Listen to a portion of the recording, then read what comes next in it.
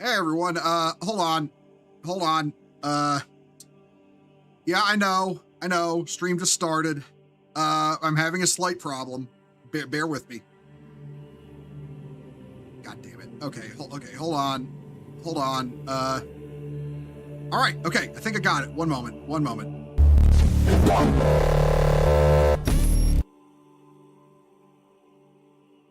It has never made that sound before. Okay, let me try again.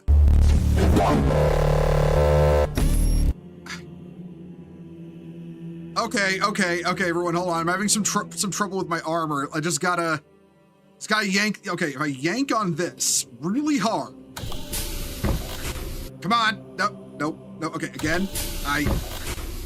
Okay, almost got it.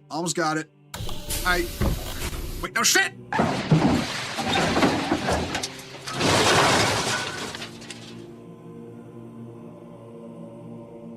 Fuck. I broke it. God damn it. Okay, hold on. Squad deploying. Yondervale, thank you for the follow. Welcome to Crusade. Oh, god damn it. Okay, we got people joining, and I don't got my armor, and fuck. Okay, hold on. All right. You know what? Whatever. Fuck it. We'll do it live. Okay, fuck the armor. All right, hold on. One moment. Okay. Hey guys. I don't know quite how to tell you this. Armor's in the shop right now, so yeah, here I am. Hi everyone. Ugh, God, you use the same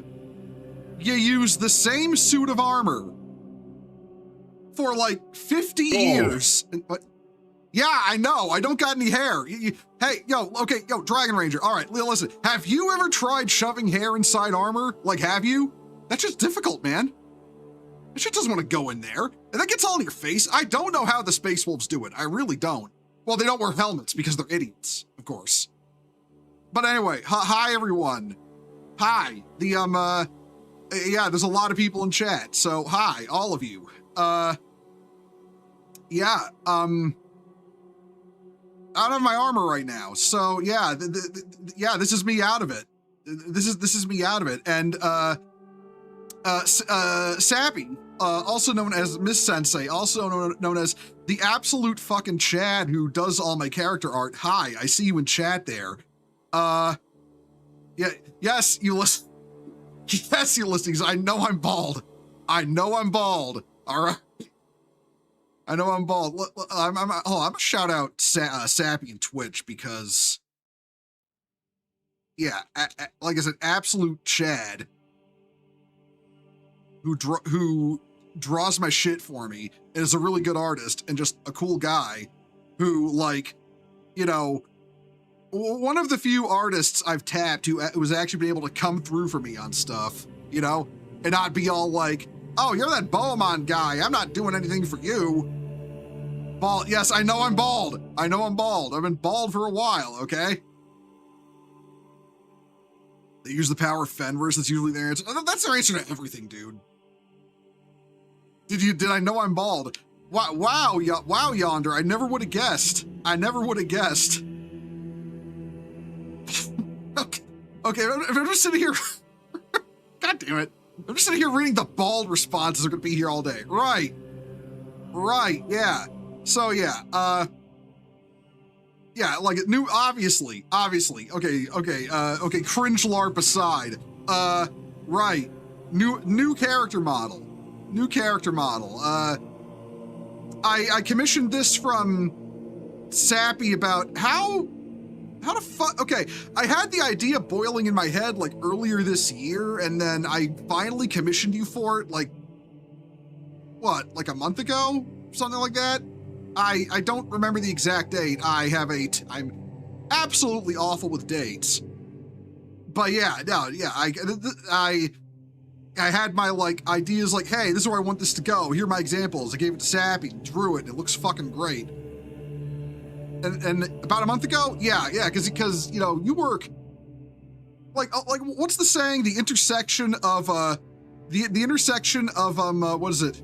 Good, fast, and cheap. Pick two, and somehow you made it to be good, fast, and affordable. Like, yeah, man, yeah, you deserve a raise, but you're self-employed, so yeah, I mean, do that however you want. That's a new look. Yeah, I am. Like, I'll point out, by the way, I'll point out for anyone who's wondering, the armor is still there. I still have. Yes, I know I'm bald. Fuck's sake. Okay, right.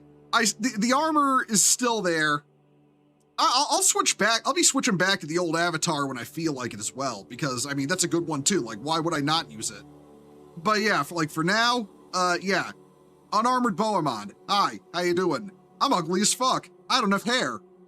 I have more medals on my uniform than I know what to do with. I got this sick ass cape and a cool hat. Unfortunately, I think I'm a little late for the VTuber with a military hat controversy. But I mean, hey, listen. I'm never late. I am never late. I arrive precisely when I mean to. Right? Oh, you're too kind. Yo, man, listen, you deserve the praise. All right. I'm thinking. Like, well, I mean, okay, I don't know your other commissioners. I know Riona's commissioned you, and she's a sweetheart. But it's, as far as I'm concerned, I feel like I don't praise you enough. So, like, yeah, you do good shit, man. He is without hair. Clearly, he is Horus. No, my last name is Bohemond, not Heresy, or Luperderm, depending on who you ask. Grok, give me bald Zukov. Yeah, no. Okay, funny you mentioned that. We'll be bringing that up a little later. Man, because I was McCready. You nailed something there. Unironically, Darth Malgus. Okay. Actually, now that I'm looking at it.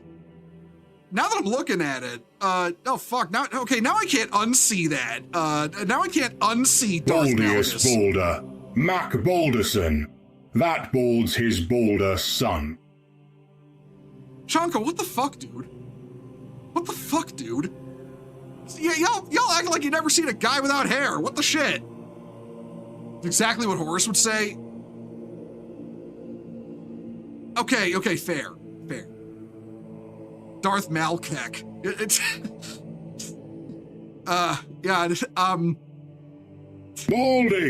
Baldy, you have no hair. Okay. This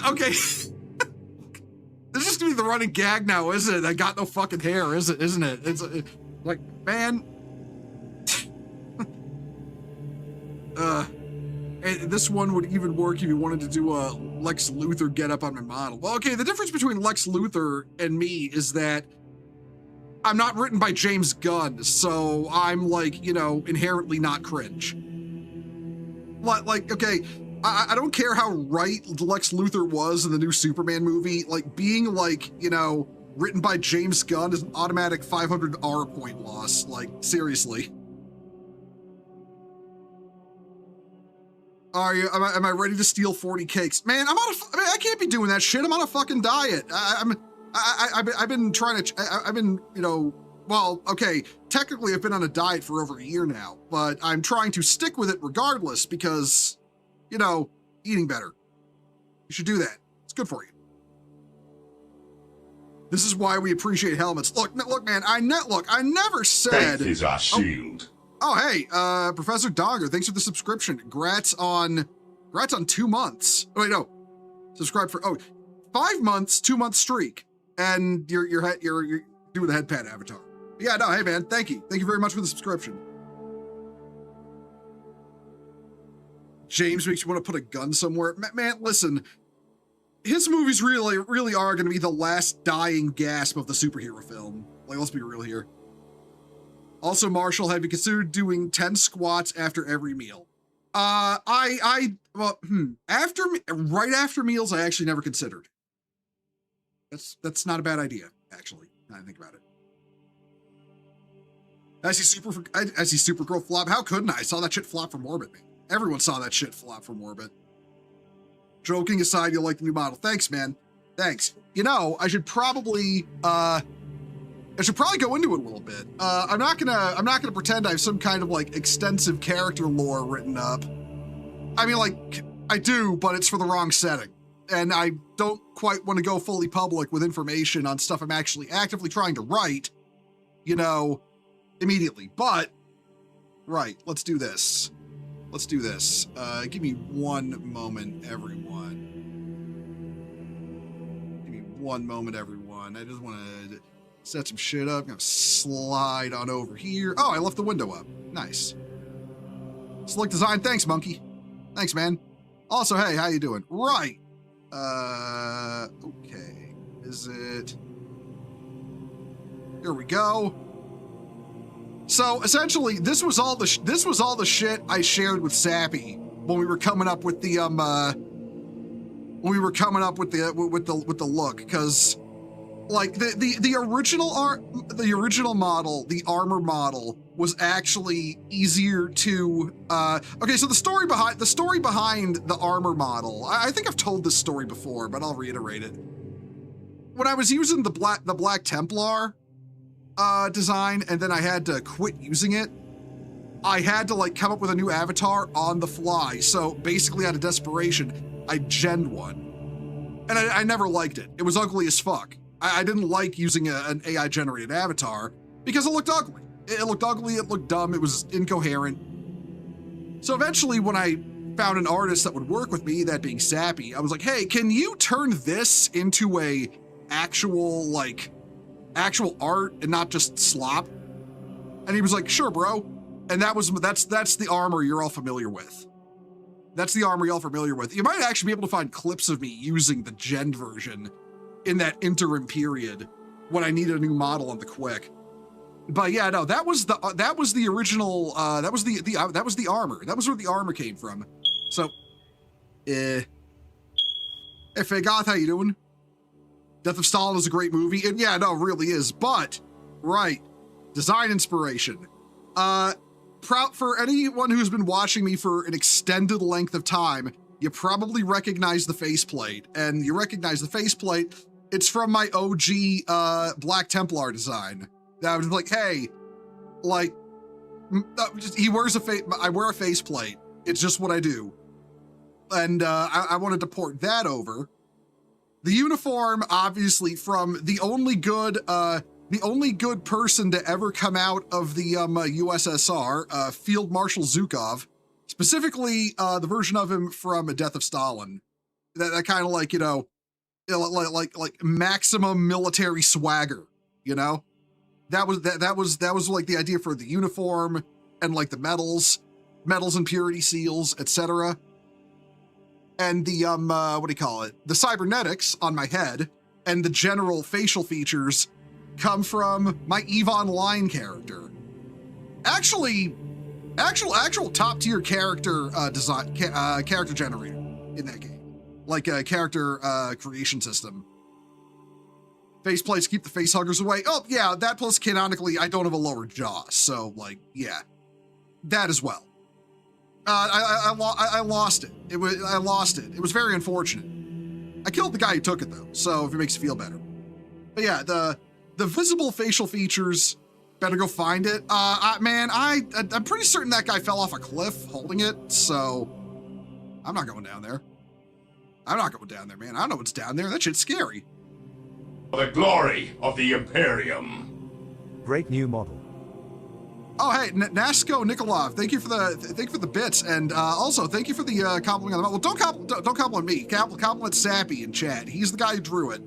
He's the guy who drew it. I'm just a stupid fat chud with no artistic skills. Sappy's the genius here. I'm just the guy wearing his design. Culture needs to bring capes back. Yes, I agree. We need capes back. Like honestly, we need capes back. Capes look awesome. But yeah, right. Where was I? Right. The cybernetics, and the visible facial features come from my EVE Online character. And lastly, because he is unironically my favorite character in all of science fiction, I had to have a little bit of Reinhard von Lohengrin in there from Legend of the Galactic Heroes, specifically his new thesis variant, because a single shoulder cape looks badass, you know, I'm sorry, I love asymmetrical capes. Those things are great. Hey, Bast, how you doing? Great job. Yeah, he did do a good job. He did a really good job. Like legitimately, just did a great job assembling all this random bullshit I just threw in his face one day and like, hey, yo, make me a character model that looks like this, and just like random bullshit, go, and he turns it into a character model. It actually looks great. Hi, welcome back to Twitch, Salt. Waiting for the subreddit that shall not be named to go shoulder capes or fascist. Man, listen. No, I forgot to mention the most important part. All right, I forgot to mention the most important part of this outfit. A bitchin' hat. Yeah, listen. Unironically, when I was in the very early stages of planning, of talking to Sappy, like giving him the ideas and the references and stuff. This was like earlier this year, right? That whole thing with Zentreya and the hat happened.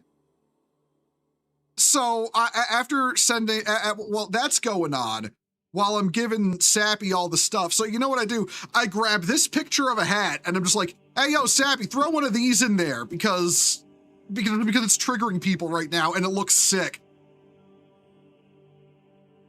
So yeah, there's that. Like a bitchin' hat. We like bitchin' hats around here. And oh, hold on. And for reference, give me a moment, everyone. Where the shit did I put that? I really do operate off controlled chaos for everything, don't I? I really do. All right. Okay. Almost got it. Hold on, everyone. And I won't be blowing the place up this time like I did with the armor. All right, here we go. And here is, for reference, the character sheet. This is the character sheet that, Sappy made along with the avatar, including the close-up of the avatar itself. We're just gonna zoom in, because I want to point out, I'm loving this shit you did with, like, the cross icons, okay? Or with the Maltese cross icons. If you can't tell what the influence is for these, like, yeah, it should be obvious. Begins with an I, ends with we're gonna burn your whole fucking planet down. The details are nuts. This looks great. Yeah, no, it really does. And we got, the medals and the purity seals, the front shot of the model. And okay, let's zoom in on this. By the way, let's zoom in on this. Let's zoom in on the cool hat. I feel like I'm gonna get jumped by an orc to try to steal my hat. Or like there'll be like an Ogren who wants to wear it just because, fancy schmancy icon. Also, zoom in here. The rosette, as it is called. Again, unironically adoring these designs. These designs that Sappy did. I'm actually looking at like the other medals. I'm actually seeing stuff I didn't notice. This symbol right here on this purity seal looks kind of familiar. I can't quite place it though. I can't quite place it. I'm actually noticing that now. Always go full Yarrick with the orcs. Yeah, no, seriously. Always go full Yarrick, always. Well, listen, we do not recognize the novel Armageddon Saint as canon in these parts. No, Gavthorpe. We are not going to have a novel where orcs become good guys and worship the Emperor, and the Sisters of Battle just allow it. Like, I'm sorry, but no. If a Sister of Battle saw an orc worshiping at the altar of the Emperor, they'd air that place out quicker than you can imagine. Bolters blazing, Ugh. You saw a lady at work buying enough bread to teleport bread for 3 days. Man, I didn't think the world was ending or anything. Man, okay. But back on topic, though, I still can't place this This icon, I just can't place it. I feel like I've seen it before some. But yeah, that's like, lots and lots of really nice details. Like, I also like how he worked the spiral patterns from the armor into parts of the outfit, like on the cybernetics, on the collar, on the cuffs. Xeon? Hold on. A little bit of XCOM inspiration. Oh, okay. Listen, full disclosure, space racist as I am, I've never actually played XCOM 2. I only played a bit of XCOM 1. So, yeah.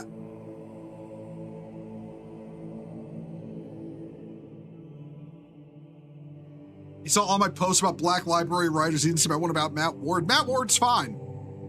Why would I do a Black Library author slander on about Matt Ward? He does good shit. Like, why would I? Why would I slander an author who you know, an author who did, I will point out, exactly one major faux pas, and that was the Blood Tide. And the Blood Tide isn't canon anymore anyway, so it's like irrelevant. Nothing more peaceful and calming than the missing at 99% shot accuracy. Yo, I mean, yeah, that's a big factor, honestly. If I played XCOM like too much, I would just throw my computer out the fucking window of my apartment because, good God, if you're at 99% chance to hit, you shouldn't miss. XCOM 2, 95% hit at point blank misses. Yeah, no, that's unironically why I prefer fucking what do you call it? Like the new like Mechanicus and Chaos Gate Demon Hunters. It's way more strategic than just pure RNG on your, you know, hit chances.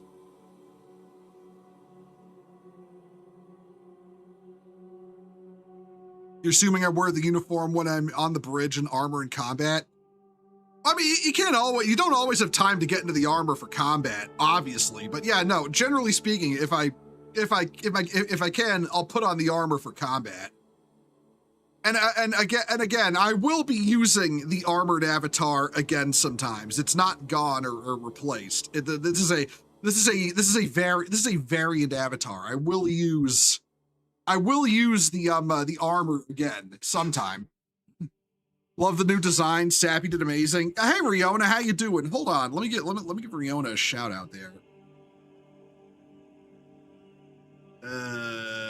Hold on. I can't type. There we go.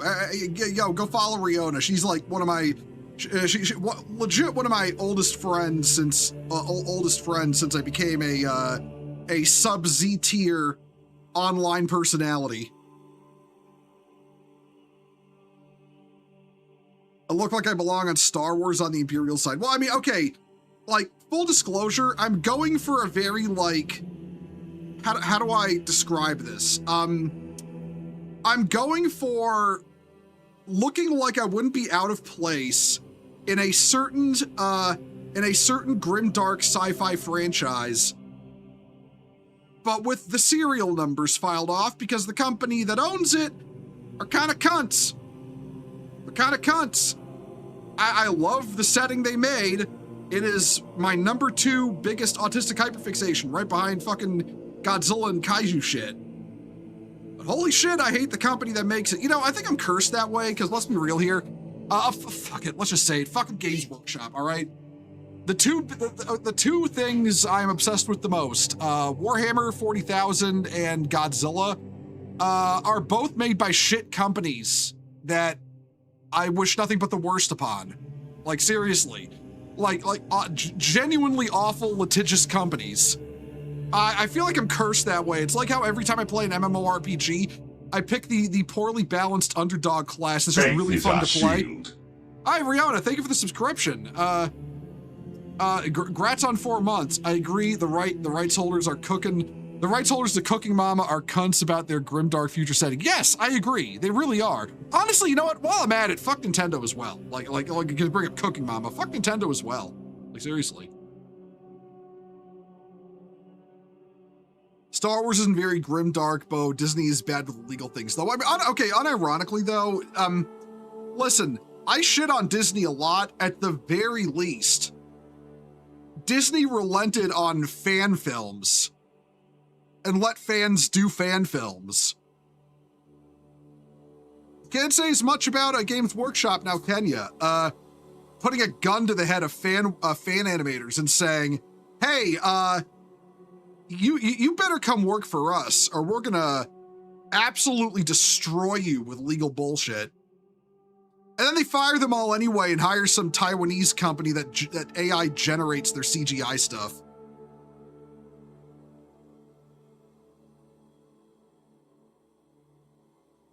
Nintendo is run by morons, still better than Sony though. Or Sony, very appropriate spelling. Man, do we even need to bring up Sony? They're good. They I don't think they're gonna be doing their thing for much longer, honestly. You know what? BattleTech is such a clusterfuck, they can't unify on anything. Yeah, listen, as someone who loves BattleTech, nothing made by Catalyst Game Labs is canon. As for a matter of fact, the Dark Age isn't canon either. They reunify. Okay, they beat the Jihad. They reunified the Star League, and from that, that's it. That's it. Happy ending. Happy ending. It all ended before the Dark Age.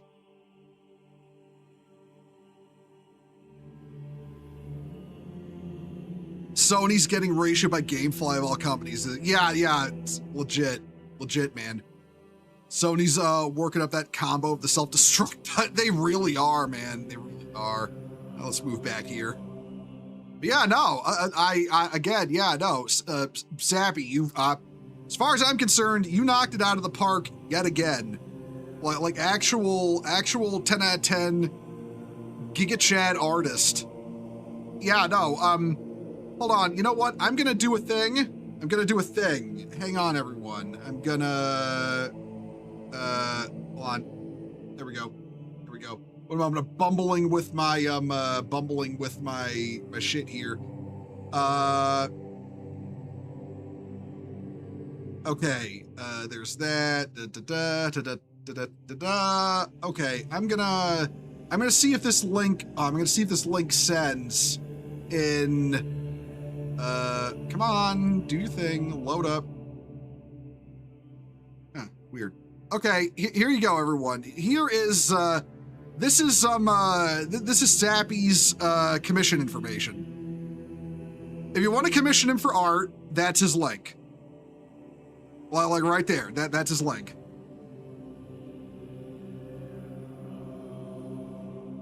It's funny watching all the Doomer Cucks claim Sony's physical abandonment is totally gonna heckin' succeed. Yeah, that shit ain't gonna succeed, man. That shit ain't gonna succeed. I guarantee you.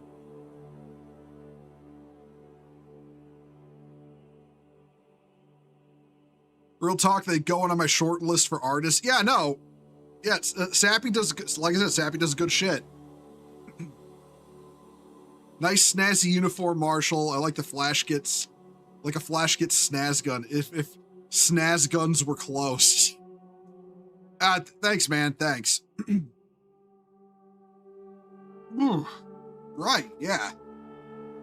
Yeah. No.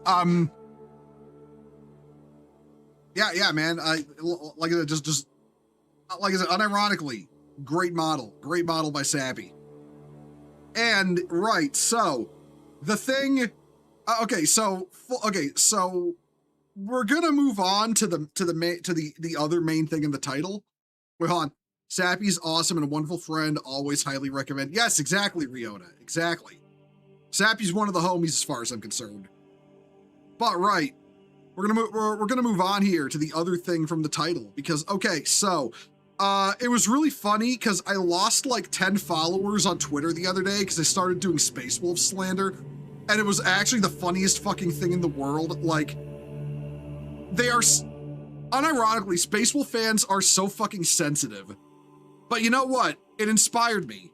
So you know what we're gonna do, everyone? We're gonna do this. I've never done one of these on stream before. So bear with.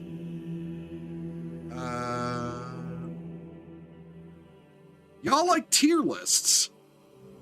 Let's zoom in a little bit. We got all of the currently available tabletop factions for Warhammer 40,000, and we're gonna rate them. All of them. What do you expect from furries? Okay, listen, I don't think all Space Wolf fans are furries. There's a lot, I mean, there's Viking LARPers in there, that's for sure. The kind of people who the kind of people unironically walk around like praise Odin in modern times and all that. Thousand Sons are better than wolves. You know what? Unironically, I'll agree there. That the Thousand Sons are cooler, but we're getting ahead of ourselves. We're getting ahead of ourselves, right? We have lined up the following ranks, or the following tiers: S, A, B, C, D, Reddit, and why are you even here? And we're gonna go through the factions one by one. So, okay, quick question for everyone watching. Do we go from the top, alphabetical, or from the bottom, backwards? Like build up to the first one, or go back to the last one? Like what should we do? I will leave this up to you, the viewers. Let yourselves be known in chat. Alphabetical? Okay, I knowing you, Dragon Ranger, are you just trying to spare the salamanders? Spare the salamanders their judgment for a little longer? Because I know I've been a little mean to salamanders lately. From the top, yes. You know what? Understandable. Listen. I'm gonna be mean to some of my own favorites. So, like, listen. I have to be objective. You know, I have to be objective, right? In line, top, build up. Okay, that's the most of you are saying from the top. So we're gonna go from the top. All right. Right. First faction we're doing. The Adeptus Sororitas. The Sisters of Battle. Okay. We all know my opinions on the Sisters of Battle by now, or we should by now. Unironically, one of my favorite chapters. Like one of my favorite chapters. What am I saying? I'm retarded. One of my favorite factions. I think they are genuinely one of the coolest factions, and that is hilarious. And I find that hilarious because I'm always being called, a sexist by the Warhammer community. It's more like the tourist community, but you know what I mean. But yeah, no, it's like always being called sexist, despite the Sisters of Battle, unironically, being one of my favorites. Like, a couple of things I do like about them. I like the fact that they are, they tie in with my number one favorite faction. We all know who that is in their origins. But also the fact that, this is one of those factions that they literally exist because the Emperor demanded it. I feel like not enough people realize that about them. The Emperor basically told Alicia Dominica, hey, that Goj Van Dyer guy, kind of a fraud. Don't kill that guy. Kill that guy with hammers. And she listened and decapitated him. Like, people really undersell that part of the Sisters of Battle. Like, their existence is decreed by the Emperor. Which, also flies in the face of all those arguments of, oh, hey, the Emperor is, hates women. The Emperor hates women, guys, like fucking Josh Reynolds, was fedora tipping to when he was writing the Fabius Bile trilogy, trying to imply the Emperor hated women. Like, nah, bro.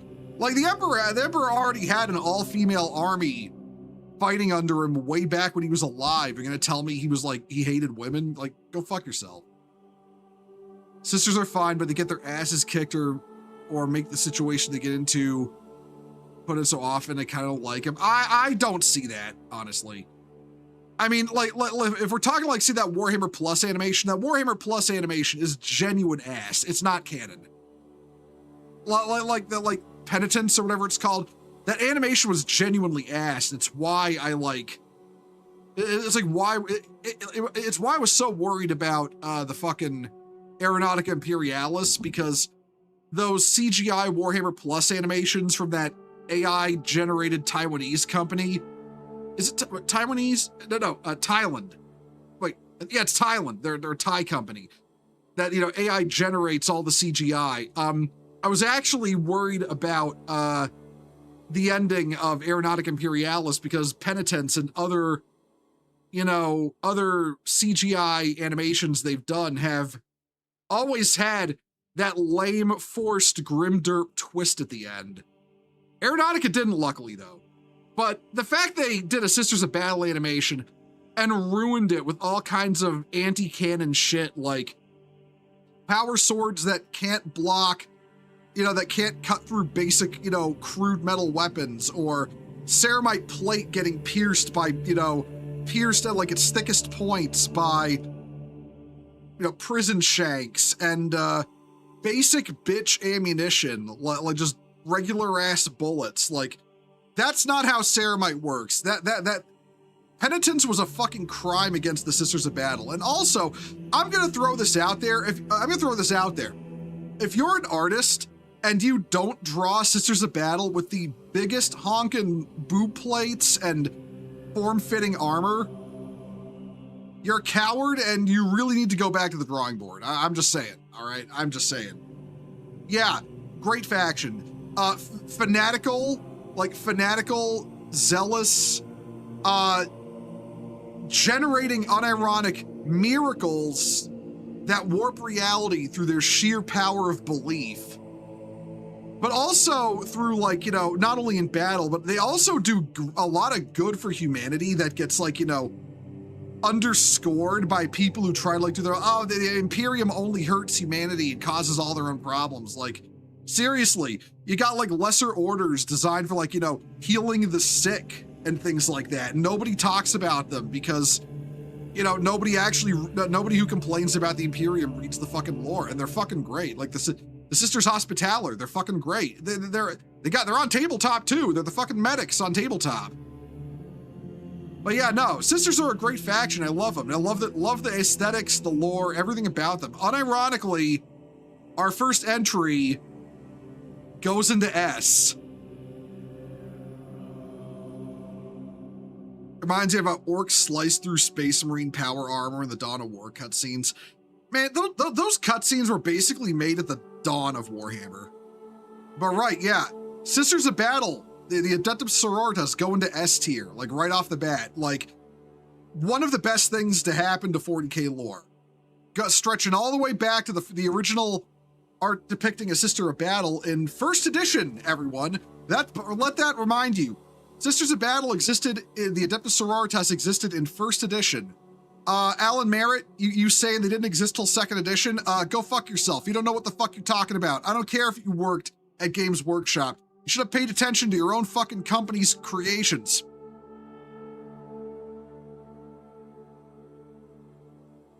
Hey, Matt, how you doing? See, you have a new model, looking cool. Thanks, man. Right, so next faction. Adeptus Custodes. Okay, how do I put this gently?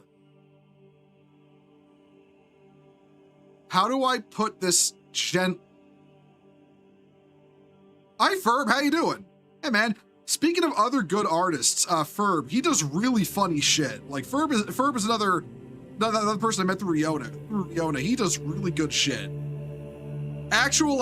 He's an actual 15 out of 10 meme smith using his artistic skills. And he's a good artist on top of it. Right, Custodes. Okay. I'm gonna put them in their spot first. And Hey, Nate. Hey, Nate, welcome back. Hey, you know what, Nate? Hold on. Let me give Nate a shout out. Another streamer friend. I'll do it every time because it embarrasses him. Right, so I'm gonna put Custodes in their spot and then explain it, all right? So we're placing them first and then explaining it. Custodes are a solid C tier. They might end up lower on C the further we go, but solid C tier. And the reason they're in C tier is for one very specific reason. I do not believe they should be on tabletop. They should not be on tabletop. They are the elite of the elite factions. There are 10,000 of them at any given time in the whole galaxy when they're lucky. They should not be on tabletop, or, hear me out, if they are on tabletop, they should have exactly one squad, the Custodian Guard squad with all its existing options, capped at 3 models, taken at most 2 of them, and a shield captain. Squad deploying. In the, oh hey, Death Scythe 1287, thank you for the follow, welcome to the Crusade. But right. The only options they should have available are Custodian Guard with either the sword and shield or the sword and shield, or the spears, the Guardian spears, and a shield captain. And you should be able to take a maximum of 2 in any game. They should not have you should not be able to muster them in entire armies on tabletop. That is ridiculous. It also makes them hard to balance because of how powerful they are. Like, unironically, at Olenor, it was at the Battle of Olenor in the fucking Great Crusade. It was like 1,000 orcs a second when the 10,000 took the field. It was ridiculous. You can't balance that. There is no way to balance an army of characters that strong in a way that makes sense on tabletop. Individual super powerful characters like, say, Magnus the Red, sure. Custodes, absolutely not. And honestly, also from a lore perspective, they're kind of an NPC faction. They don't, like, the number of novels that actually star them is so small. Because it's kind of hard to make a compelling story about them because they're so overpowered. I honestly think the only author that could do it was, the guy who wrote the 2 Watchers of the Throne books. I legitimately think he's the only guy who has done Custodes justice in novels. Follow on Twitter, didn't know you streamed. Hope to learn more about 40k. Oh, thanks, man. Thanks for the follow too. Happy to have you here. You get one Custodes named Gary, and if he gets hurt, you lose Gary privileges. Yeah, exactly. My knowledge of 40k is what I played on the Saturn Space Hulk. Oh, okay, that's ages ago, but like, yeah. Right, so there's only 10,000 Custodes in the whole galaxy. There are only 10,000 of them. And that's on a good day. Attrition can render that lower. Like, at the second siege of Terra, during the Great Rift opening, they lost like 2,000 of their number.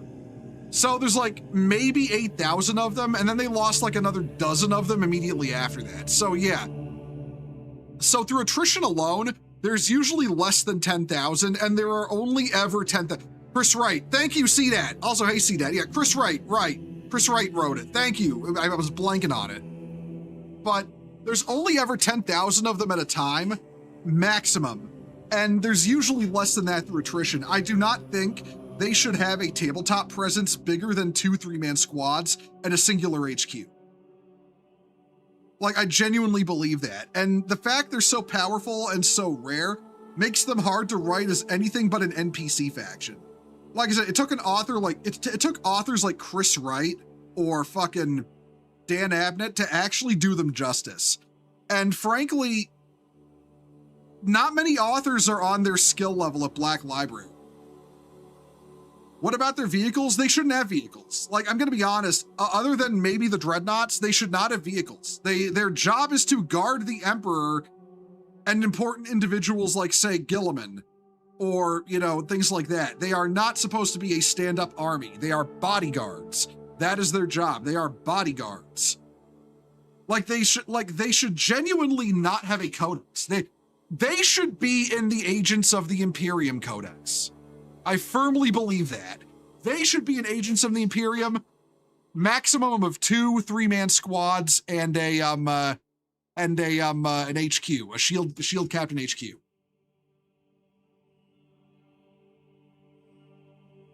The Custodes chopper, which is just the Thanos chopper but painted gold. I mean, unironically, the venerable Land Raider on tabletop is just that. It's just a gold Land Raider. But okay. But we can't talk about Custodes without also talking about the Sisters of Silence. And Sisters of Silence, I feel like, should be more numerous in the lore. There's more of them, like, just through sheer, you know, sheer ability to produce blanks more easily than you can produce a single custodian. I feel like, though, like, if we're talking, like Sisters of Silence, by the way, are really cool. I think the Custodes are cool. I just think it's hard to write them well. It's hard to write them well and put them in stories where they're not basically just being bodyguards. The few novels that, like, there's only a few novels that have tried, and other than, like, important, like, hyper important characters, like, say, Trajan Valoris, it's really hard to write. The Superman problem. Yeah, it's the Superman problem. And I feel like that's why they belong in C. I have to talk about Sisters of Silence as well, because they are part of the Custodes Codex. I think Sisters of Silence are in a way cooler than the Custodes. I really think they are. But unfortunately, they're tied to the hip with them. In terms of, like, tabletop, I think Sisters of Silence and Custodes should both be in the Agents of the Imperium Codex. I feel like Sisters of Silence should be just a regular battle line unit you can take as many of as you want in that codex. We're going to talk about that codex later, by the way. Believe that.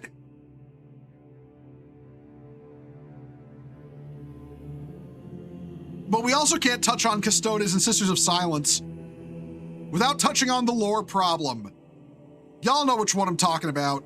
If anything brings their lore down, it's the fact that as it currently stands, all of their most recent work from Ashes of the Imperium onward is fan fiction until, you know, otherwise mentioned. Because female Custodes cannot exist. It is that simple. Nothing in the setting justifies their existence. And I think GW knows this, because if you've seen them fucking models, those are just men. The female models they released are just men. I don't care what Games Workshop thinks. The female models do not exist.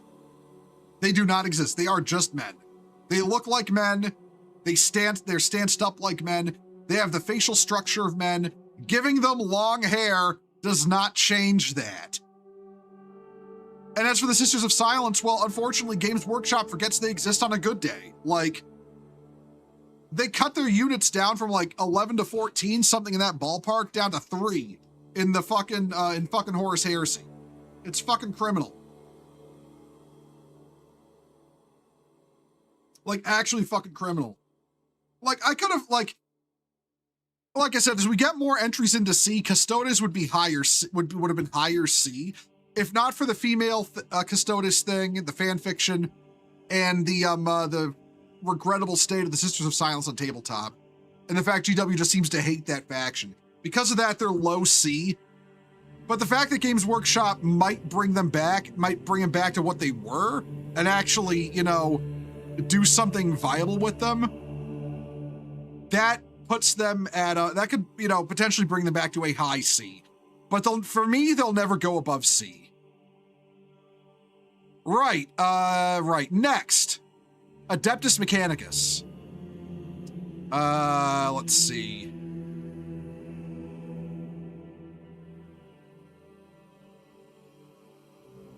A. Easily A. Very easily A. They're I don't quite put them, I won't quite put them in S, but they're a very high A. Like how do I describe why? It's essentially because, you know, I love that concept in sci-fi of scientists who have taken a quasi-mystical or, you know, mythologized and ritualized approach to technology. Like, I think that is just genuinely cool. And I'm going to put this out there. This is for people wondering about like the dichotomy between Horus Heresy and 40k aesthetics for AdMech. I like both. Both look good. Both suit the eras they're involved in. I don't get the people who hate the 40k AdMech. I think they look fine. In fact, I think they look a little better than the Horus Heresy ones. I'll put that out there. That's my that's my spicy hot take here.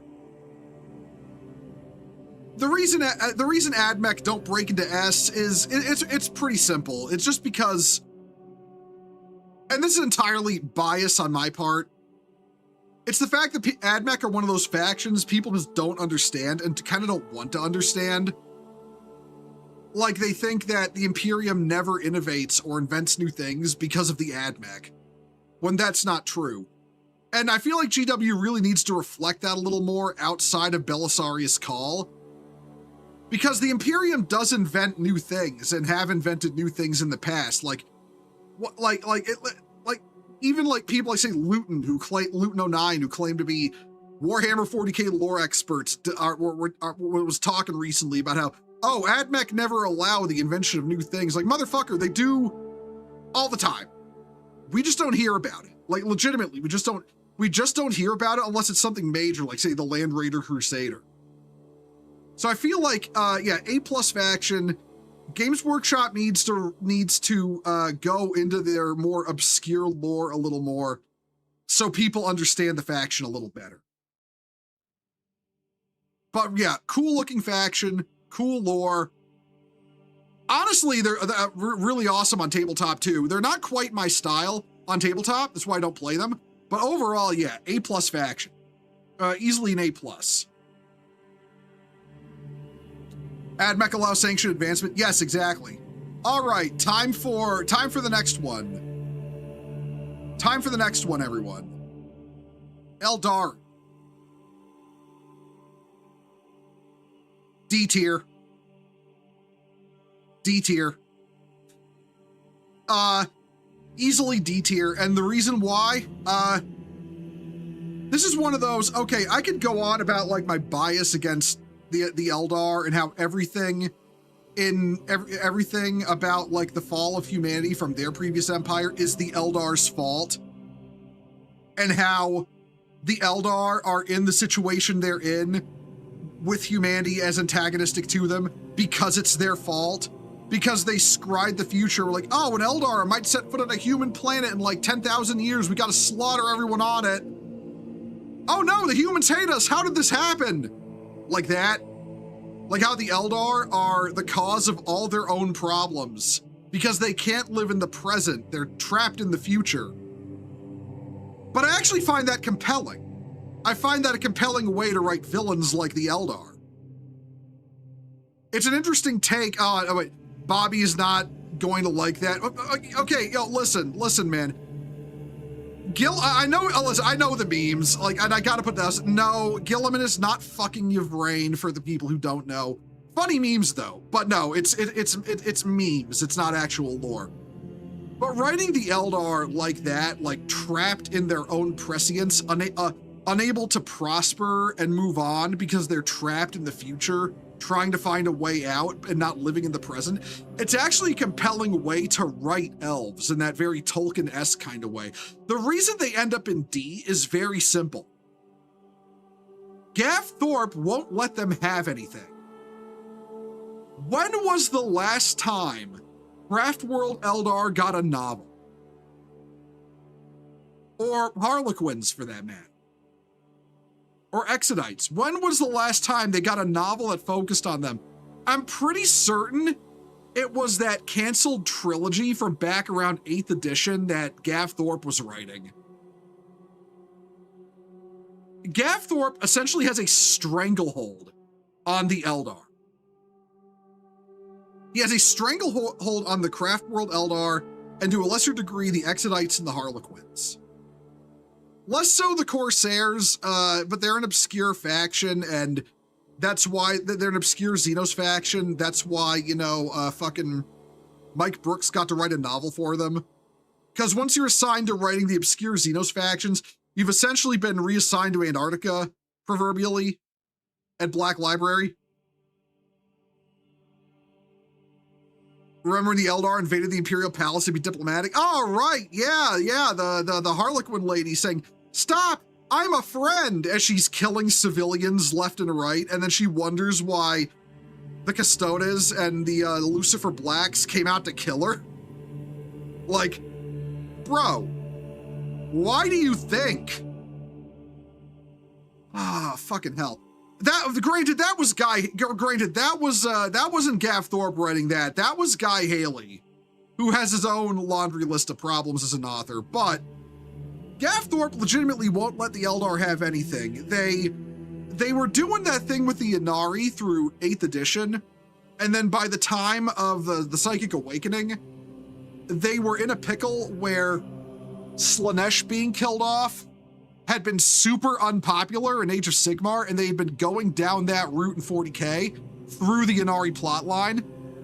So they used Psychic Awakening to cancel the Inari plotline, and Slaanesh captured the final Crone Sword, which would have been able to awaken Gilead, the Eldar god of death, completely without sacrificing all the Eldar. And she stole, the last Crone Sword and now has it resting under her pillow or something in her palace in the warp, in her realm in the warp. So the Inari plotline was cut short for very obvious reasons to preserve the lore and prevent another Age of Sigmar Fallout situation, but because Gav Thorpe is the only guy basically allowed to write Craftworld Eldar and the adjacent side factions, Harlequins and Exodites, and he doesn't write books about them anymore, they've effectively got nothing since late 8th edition. Their lore is completely stagnated since then, and because of that, because they basically get nothing, they've been floundering lore-wise, and so yeah, they go in D. It's really unfortunate. They killed Slaanesh in Age of Sigmar. They killed Slaanesh in 1st edition of Age of Sigmar, and when that went over like a wet fart in church, smell and all, they walked it back to Slaanesh being imprisoned in Age of Sigmar, and the prison breaking down. Like I want to say Slaanesh actually got out recently, or is about to break out of prison, but yeah, no, they retconned the shit out of her death in Age of Sigmar. And they added in a little bit where, Archaon the Everchosen rejected the blessing of the the Great Horned Rat, who replaced Slaanesh as the 4th Chaos God. He rejected the Great Horned Rat's blessing and basically said, "You're not a real Chaos God, you fucking cringe idiot." So yeah, that's what's up with that in Age of Sigmar. But yeah, no, Eldar D tier, and that's entirely Gav Thorpe's fault. It really sucks because the Eldar could be so compelling if just somebody was allowed to fucking write them. If just somebody was allowed to fucking write them. You thought Fulgrim got the Crone Sword? I need to read, I'm going to be completely, full disclosure, I need to read Fulgrim's, I need to read the Emperor's Children lore from 9th edition. I don't think he has the Crone Sword. I think it just looks similar, but I don't think he has it. Again, I would have to read that, but as far as I've read, the last time we saw the Crone Sword was under Slaanesh's pillow in her realm in the warp, in the middle of her palace. But right, next up, oh boy, here we go, guys, here we go. The coolest faction that I fucking hate, Agents of the Imperium. No, seriously. The Agents of the Imperium, like, is a catch-all for, like, say, the Officio Assassinorum, the Inquisition, the Rogue Traders, various small factions that they assembled into a book, like into a codex in 10th edition. It's the worst codex they've ever released. The rules are shit.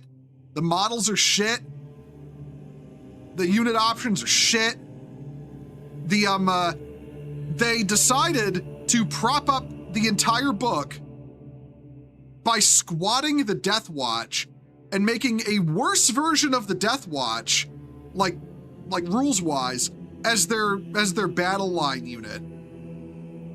Nobody bought the fucking book. There are less than like 750 tournament players for Agents of the Imperium in the entirety of the tournament scene. And we have that data because of, like, say, Goonhammer tracking all the players.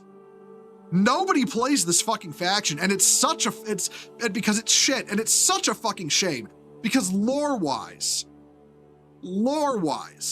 a lot of them are so cool. You know? The Inquisition is fucking rad. They're one of my favorite factions. The Rogue Traders are fucking rad. So's the Assassinorum. You know, it's like, they're such cool factions. And they are the redheaded stepchild of the tabletop. Like, oh yeah. This was the rule book that Death Watch was killed off for. And they're the redheaded stepchild of the tabletop. The only reason they're doing well now is because 11th edition just came out and is in a state of, like, chaotic balance. I guarantee you when that's fixed, they will drop off super hard. Like no shit. They're the least played faction on tabletop. Like, unironically. There is so little data for them on tabletop that Games Workshop can't balance them. They can't release balanced data slates for Imperial Agents because nobody fucking plays it. Because it's fucking shit. So yeah, I love the Inquisition. The Inquisition is one of the most complex factions in all of 40k. Their lore is so complex that they are the subject of probably the most misinformation of any faction out there through shit like, say, TTS, Bricky, you know, Adeptus Ridiculous, all that shit. Like, there's people out there who think, oh, the Inquisition just exterminates a planet because somebody sneezed and they call it a day, when that's not fucking true. Like, legitimately, read, like, say, the Horusian Wars, the Eisenhorn, Ravenor, or Beckwin trilogies. In that order, by the way, because they're all sequels to each other. Read the Vaults of Terra series. Like, read stories involving the Inquisition where they are the main characters. You will learn how complex they are, how they operate. They are fascinating. They're one of the best factions, and their rules are so god-awful, I have to put them in why are you even here tier, and I hate to do that. Adric is to 40k what Critical Roles in D&D. If Adeptus Ridiculous went away tomorrow, the 40k fandom would, or the knowledge of the true knowledge of 40k lore would improve by several orders of magnitude. I hate Adeptus Ridiculous. I legitimately do.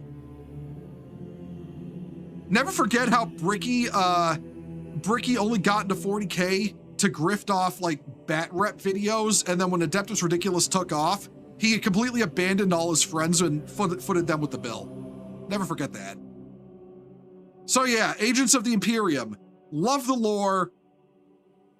The tabletop presence is abysmal. All right, next, Astra Militarum. The Astra Militarum.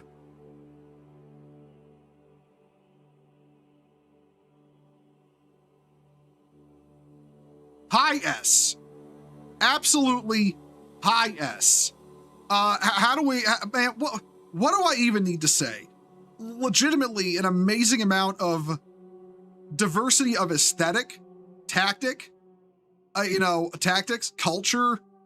Like there are so many potential guard factions out there in the lore, it beggars belief. And on top of that, they are the epitome of what Warhammer 40k is about, you know? Like what the setting is about. They are just humans. Normal humans, no power armor. They got what's called a flak vest, you know? Basic military protection, no power armor. They got the most basic bitch military weapon in all of 40k, the lasgun, as their main shit. They got tanks that just flatten so many tanks just flatten the land. Artillery, so much artillery, the sky turns black with incoming artillery shells. They got the shit we got now, and they're outside the lasguns, and they're fighting demonic hordes, like aliens that move so fast you can't see them, endless swarms of space locusts eating whole worlds, soulless mechanical undead hordes. They're fighting the worst shit, and they're just men.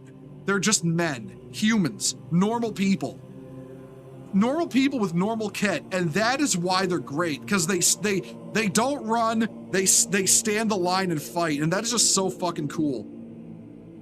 I think Games Workshop needs to up the diversity of the model lines on tabletop to make it more like Space Marines, where, you know, they've got two, Cadians and Krieg. They've got a third on the way with Armageddon Steel Legion, but they really need to bring that back up. We used to have what was it? We had Cadians, Krieg, Elysian Drop Troops, Armageddon Steel Legion, Vostroyan Firstborn. We had what are they? The Valhalla Ice Warriors. We had so many guard regiments on tabletop, and then Talarn, we did Talarn too. We had a bunch of guard regiments, right? And then when Games Workshop moved over to Finecast for metal, they just stopped making them. They just stopped making them, and it's really a shame. But I mean, even then, just through what guard represent, and they need to increase the diversity of the models on tabletop. They need to bring back all those tabletop factions they used to have models for. But even then, just through lore and, what they have on tabletop right now, S-tier faction, unironically an S-tier faction. Just paint your Krieg, yep. Halo, don't say that shit. I'm gonna crash out. Unironically, I'm gonna crash out. Cause remember everyone, my favorite guard regiments are, I'd say, okay, top 3 guard regiments: Armageddon Steel Legion, Tanith First and Only, and Valhalla Ice Warriors. You can pretty much blame Hell's Reach, Gaunt's Ghosts, and Caiaphas Cain for that. Hipster, I hate to say it, you're an hour and 18 minutes late to the ball jokes. I should make ball to redeem. I should make that meme a redeem. I really should. That's a good idea. Right, that's guard. High S tier. Let's see. All right, next, Chaos Demons.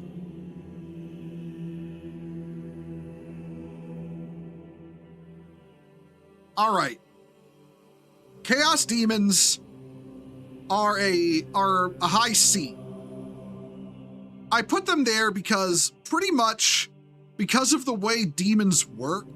Okay, they're an amazing antagonist. They're forever regulated to NPC status, because you can't really have demons as compelling main characters due to their nature. They will always be something you fight, There'll always be something you fight. And even like in the chaos-focused stories, they're basically, they're not main characters. Like, the only time you can really get a demonic main character is if you're dealing with a traitor Primarch, right? And they're still flesh enough. I don't really count. I count the traitor Primarchs as Chaos Space Marines and not Chaos Demons. So yeah, I like amazing antagonist faction, permanent NPC faction. They'll never really rise above that. So yeah, I put them in C. But they're also like they also got that factor of them like the Inquisition, where a lot of people don't want to understand the fact that that the demons, they're not like demons in say Doom, where they're one shotgun blast away from being like not a problem anymore. They're a extra dimensional mimetic cognito hazard. A lot of people don't realize that the Inquisition is so brutal about demonic exposure because of their nature, because of the nature of demons. Exposure to demons is dangerous. Like, even if they don't touch you, just like seeing them is dangerous. A lot of people don't realize that when they're bitching and moaning about how the Inquisition acts toward people who've been exposed to demons. Shit like the Months of Shame was entirely justified. The Space Wolves are the villain. We're gonna go into that later. Actually, no, we'll cover that later. But yeah, you can't just let people go after seeing demons. You just can't. Like, there has to be a culling. And that is harsh. That is brutal. But that is what has to happen, because that's the way demons are. And I love that about 40k demons. It's just, it is so laughably evil and horrible for an enemy. And that's why, you know, I think they're good lore-wise, but again, completely constricted by the fact they will forever be an NPC faction. The demons are like Kira from Death Note. They're more like one of those SPCs that, like, once you're exposed to it, you're just fucked. They're kind of like that, you know? In fact, that's where the term, I'm pretty sure that's where the term cognito hazard even comes from. It's like that, you know? You know, like that one SCP where you look at the fucking SCP. I'm fucking it up. I'm not a fan of the SCP Foundation because it's fucking cringe. But like, it's the one where like you look at the picture, and then if it's so much as is on a pixel of the picture, it's going to find you and kill you. It's like that, you know? That, for those who don't know what being exposed to demons in 40k is like, it's basically like that. 40k demons make Doom demons look, yeah, they make them look cuddly by comparison. A lot of people don't realize that. You can't just Doom guy your way out of a 40k demon problem. But yeah, the NPC status regulates them to a high C, kept out of low C by the fact that they're still a very fascinating, you know, brutal enemy for humanity in the setting. All right, next, let's see, Chaos Knights. Chaos Knights would probably be a low B eventually if more people get slotted into B. They kind of got the same problem as the Chaos Demons. They're kind of an NPC faction. Like, let's be real with ourselves here. But and what they have over the demons is the mortal status. They are not like it's kind of like that Imperial Guard factor where they're mortal men in corrupted mechs, or the pilots themselves might be corrupted, but they're still mortals. There's a mortal factor to it, and I think that makes them a little more compelling and have more, you know, they're basically demonically, they're demon worshippers driving demonically possessed mechs. I think that's a lot more metal than just the demons themselves. And also there is potential there for compelling characters and storytelling. The problem is Games Workshop never gives them that. There are very rarely Chaos Knight main characters and stories, if ever, that I can think of off the top of my head. But yeah, the cool factor of the Chaos Knights puts them above the demons, I think. And then we have, let's see. Right, Chaos Space Marines.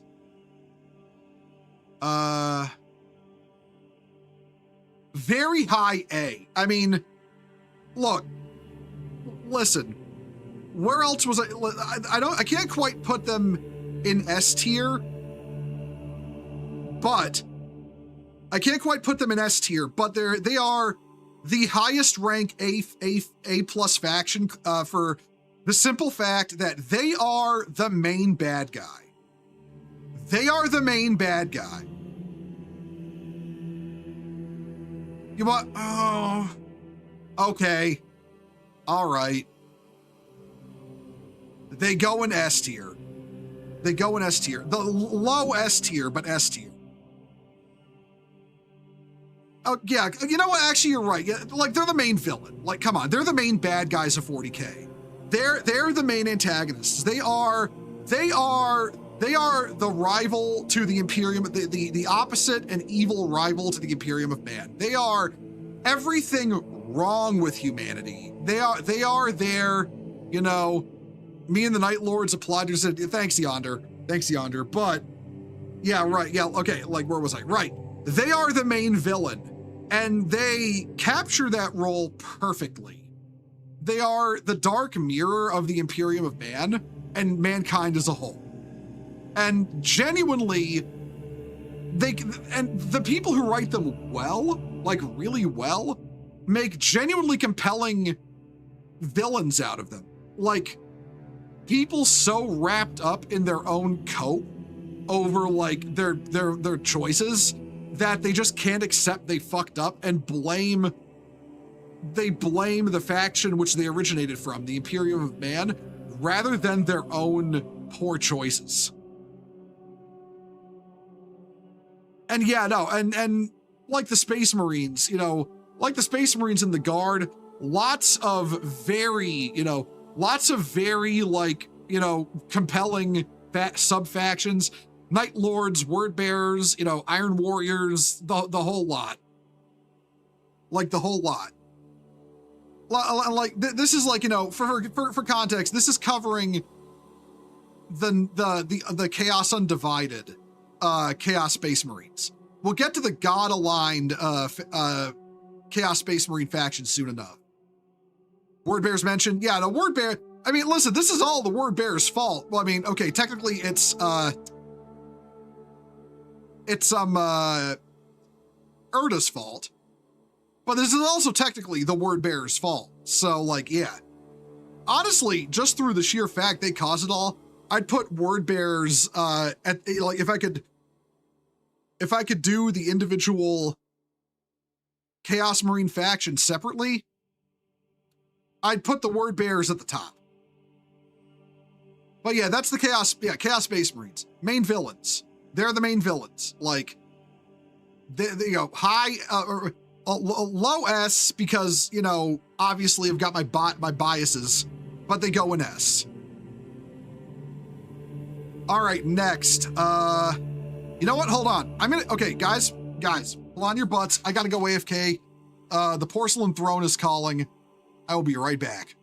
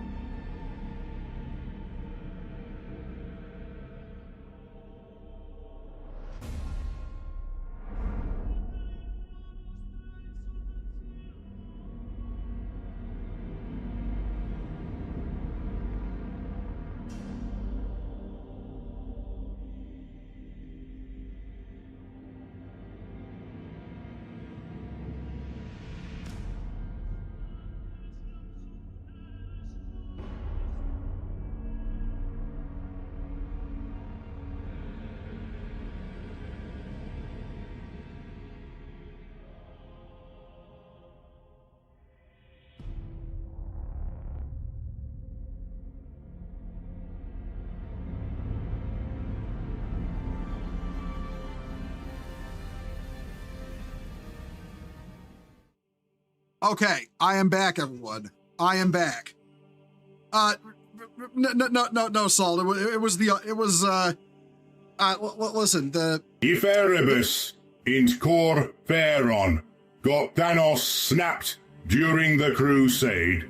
The heresy would have been maybe Angron and Kurze getting suplexed. You know, you're not wrong, Dragon Ranger. You're not wrong. But, right. Next faction. Let's dive right into the next faction. We got the Death Guard. Let's see.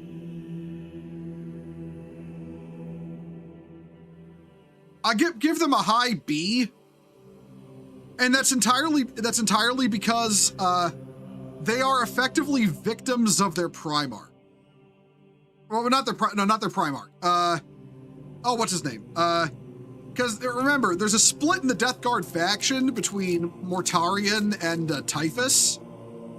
And the Death Guard are in the position they're in because of Typhus.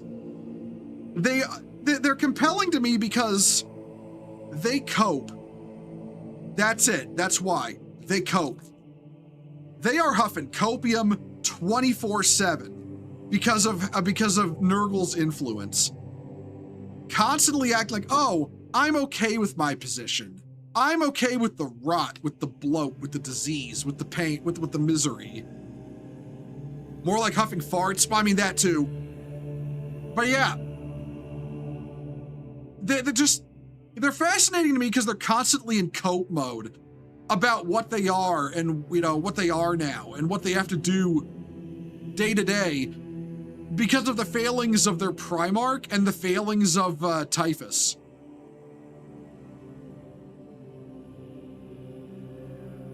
Why are they separate? Oh, okay, because the difference is that the general Chaos Space Marines are not devoted to a single Chaos god. Death Guard are devoted to Nurgle, the god of plague, disease, and rot.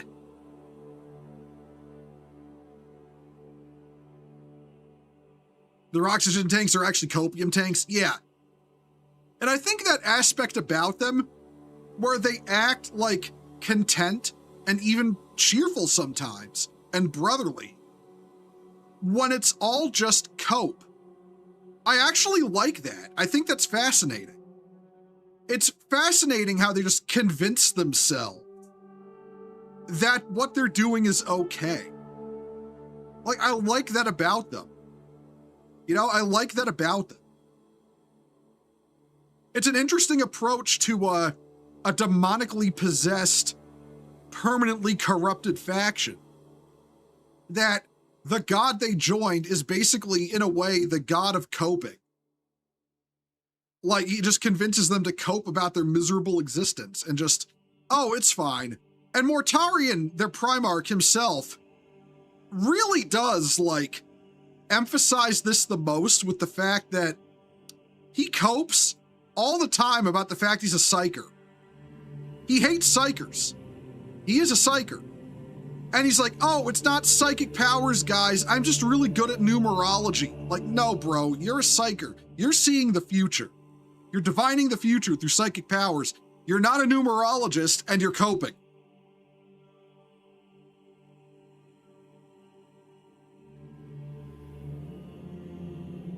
In the words of Jagatai Khan, who are you? I came to fight the Lord of the Death Guard. Bring me Typhus. Yeah, no. Fucking Jagatai Khan with the zingers every time. Mort is a Redditor. He hates everything he is. Yeah, exactly. Like, I'd put them in Reddit tier, but the writing, but you see, they're written to be Reddit in that way that's actually good and compelling, you know? Like, in that way that makes them fascinating characters, and that's why I give them a high B. That's why I give them a high B. The reason I don't give them an A rank is just because, well, I think the Death Guard are fascinating. I think Nurgle is my least favorite Chaos God. He's my least favorite Chaos God, so that kind of brings it down a little bit.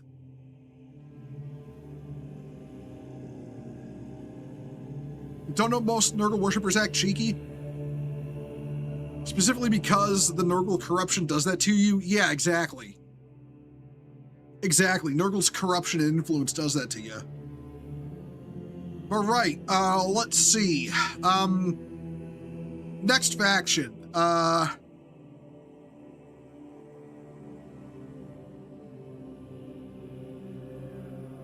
Drukhari. Drukhari get a low C. Largely for the same reason as the Eldari. They have a lot of the same writing problems. And the guy writing their problems is, or the guy writing their novels right now is Mike Brooks, and he is fucking awful at it. The reason they get higher than Craftworld Eldar, the Eldari, is strictly because they are so unapologetically evil that I kind of have to respect it, you know? Like, hold on.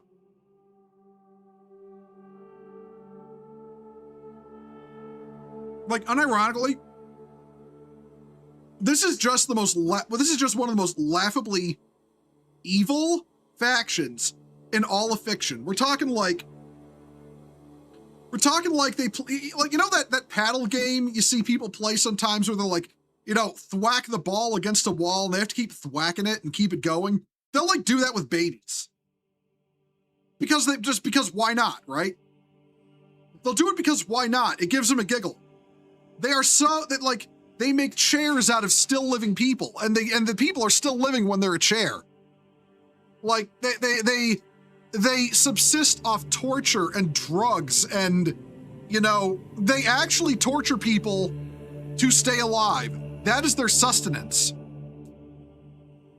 The sheer laughable, ridiculous, over-the-top evil of them puts them above Craftworld, the Eldari, puts them above the Eldari, the Craftworlders, and the Craftworlders in them. But they're still ultimately denied new lore, and the guy writing their lore genuinely sucks at it. Those Mike Brooks novels are trash, and you shouldn't read them. So they don't rise above the bottom of C. Hey, EA, how you doing?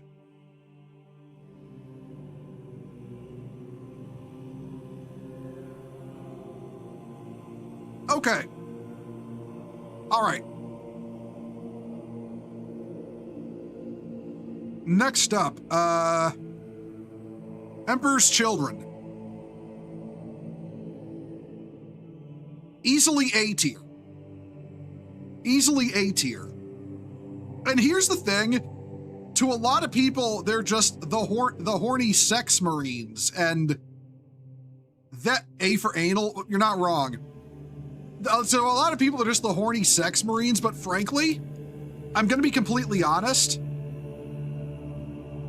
A lot of my favorite chaos space marine like antagonists from 40k era novels are Emperor's Children. Like what's his name from Eisenhorn? Mandragore from Eisenhorn Xenos. Fuck, there's the I forget his name off the top of my head. He's the main villain of the first Beckwin book, and he is just Rukia's brother from Bleach. I'm not making this up. He has the same fucking power, like killing you with a billion razor blade fucking flower petals. Like, when you get past the people who think that, you know, Slaanesh is the sex god, and as a result, the Emperor's Children are just the sex marines, you actually have a legitimately fascinating chapter consumed by their excesses. All kinds of excesses. Like excesses of learning to, you know, excesses of learning swordsmanship. Excesses of, like, say, the bling on their armor. Excesses all the way down. And Byakuya, thank you. That's his name, yeah. No, I'm not shitting you. This swordsman, this Emperor's Children swordsman in the first Beckwin novel, Ro is legit just Byakuya from Bleach. I'm not even making it up. He has the same fucking powers as Byakuya. Like, I'm not making this up, but he's a really cool character. And every time I've seen an Emperor's Children character, like, as an antagonist, they've been really fucking cool. And that's just how it is. Like, and the writing really brings out the excesses of that are possible when you fall to Slaanesh. Not just like, sex, drugs, and rock and roll, but all kinds of like nuance in it, They get higher in A tier, but they don't strictly because, I don't like Lucius the Eternal. I think he's kind of lame. He's probably the lamest Chaos Space Marine champion, the big four. Between Typhus, Lucius, Karn, and Ahriman. He's the lamest of the four because he's kind of one note and not a very good character in the 40k stuff. In the Horus Heresy, though, he's a great villain. So yeah, Emperor's Children, low A tier. I actually like them a lot. Okay, let's see. Gene Stealer cults.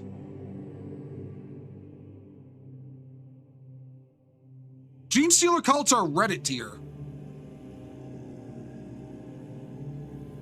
You wanna know why they're Reddit tier?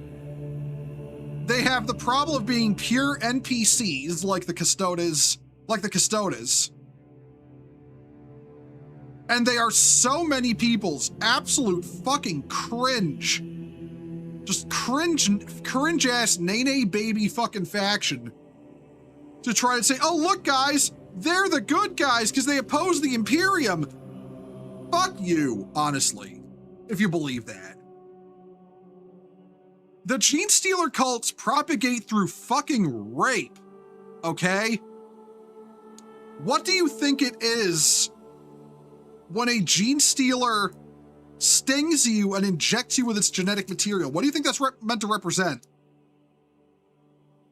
And you lose your free will and become controlled by the hive mind. That is directly lifted from Alien. Guess what that represented in Alien, guys? It represented rape. So no, I'm sorry, but the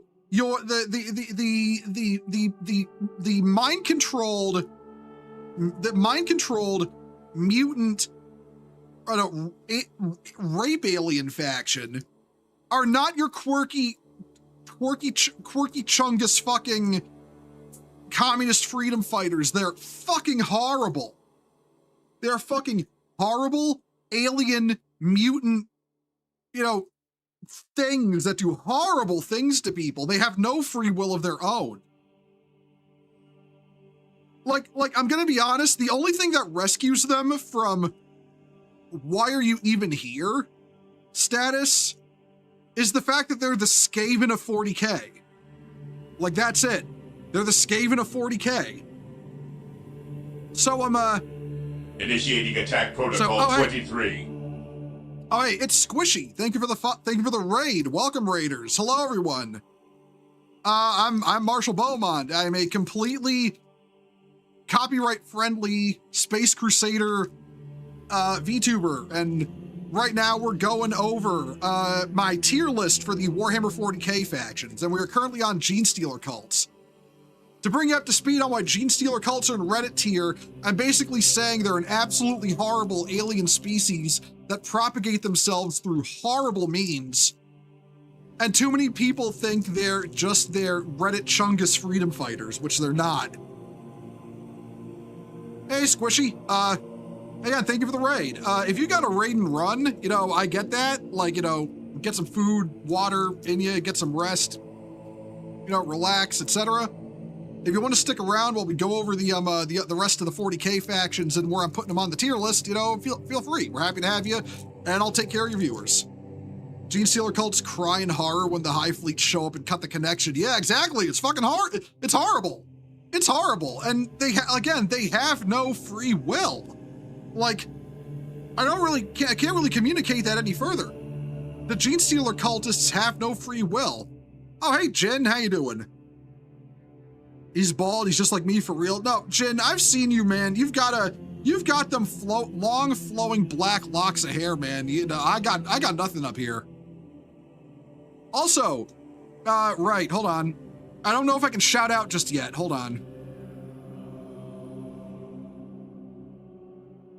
Is it too early to shout out? 15 seconds. I'll get you a shout out in a minute, Jin. But yeah, no, Gene Stealer cultists. Gene Stealer cults. Reddit tier. Pure NPC faction, with really annoying fans. Alrighty, okay. Time for me to be controversial, guys. One moment.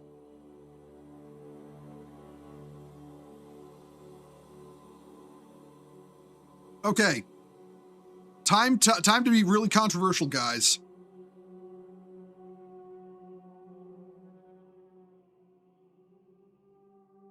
Grey Knights are easily A+. They are easily A+. Like, okay. First of all, aesthetics and lore. They look awesome. They are the shining holy paladins of the Space Marines. Created, like, you know, from scratch to hunt and kill demons. But what I also love about them is that they, hold on. You'll see when we get there, Jin. You'll see when we get there. By the way, shout out time. Hold on. Should go through now. There we go. Right. So, yeah, go follow Jin. Jin's a homie. Cool people. Good streamer. Fun to watch. But, right. The Grey Knights represent probably one of the best written examples of what a paladin should be. Not some, like, you know, patting orphan children on the head person, telling them it's gonna be okay. No. To fight pure evil, you have to be brutal. You have to be brutal, uncompromising. You have to do dark things to ensure the survival of humanity against literally pure evil. And that's what the Grey Knights do. And that chafes with a lot of people. But I personally think that's what makes them compelling. They don't have room to be nice. They don't have room to be kind. Have they got to kill like a whole hive full of people because a demon showed up that they had to kill? Yeah, they do. And that's what they got to do, because if they don't do that, everyone on the planet might die. Because if one person who's been tainted by the demonic gets away, guess what? The whole planet could be fucked. And that's the funny thing too. The Grey Knights were the heroes of the months of shame, where they went to war with the Space Wolves for, you know, trying to protect people from Armageddon who were, you know, scheduled to be wiped out because they had been heavily exposed to the demonic during Angron's invasion. Yeah, the Grey Knights were the heroes of the months of shame. That's not an opinion. Like the Space Wolves got a bunch of planets exterminatus because they helped people who'd been exposed to chaos off Armageddon, who went to other planets, and then guess what happened? Demonic incursions from those people who got away. It's almost like the Grey Knights have a point with what they do, even if it's dark. You don't have to like it, but they have a point. They are justified in what they're doing, even if it's dark. And you know what? We're gonna skip alphabetical order a little bit, because it's time for our next faction. Because if we're talking about the Grey Knights and the months of shame and how they're justified, we have to talk about the villains of the months of shame. The Space Wolves. The other Reddit faction. Like, the Space Wolves, okay, the Ultramarines get so much bullshit about being the Mary Sue faction. The Space Wolves are the Mary Sue faction. Easily. Like, they get to be Space Marines, but they don't have to be Space Marines. They, like, you know, they can feast and party and drink, and, you know, they aren't, you know, divorced from all of their humanity, but like they're space marines, but they don't have to be space marines. They're space Vikings, but they don't act like space Vikings. They act like, okay, I've seen it summarized really well. They act like someone's OC Donut Steel noble barbarian character, like first ever D&D character, who's like anti-authoritarian and breaks all the rules, but like never does anything bad. And it is so unbelievably Reddit. I legitimately find it obnoxious. And honestly, their whole deal too with naming every fucking thing after wolves is just like, have some, like, if they made the Viking aesthetic, if they made it like, so Space Marines are meant to be knights, right? They're meant to be knights. Space knights. If they did it like, say, what they do with, say, the White Scars, where they're still space knights, but they have a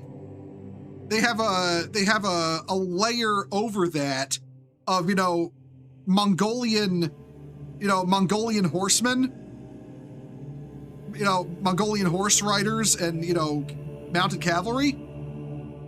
If that's how they did Space Wolves, Space Knights with a layer of Viking culture and, Vikings doing Viking shit, raiding shit, naval warfare, that kind of stuff. That would be cool, but they don't do that. They're Vikings, but they're werewolves. The Viking shit never comes up, except for like, some terminology, like, say, calling the Emperor the Allfather, like shit like that. Or the vague Odin parallels of Leman Russ, their Primarch. Like, they're just lame. And they get away with shit that no other chapter should be allowed to. Like, they get away with the shit that even first founding chapters be wiped out for doing. And you're just expected to kind of go with it because they're the Space Wolves guys. They can do whatever they want. Like,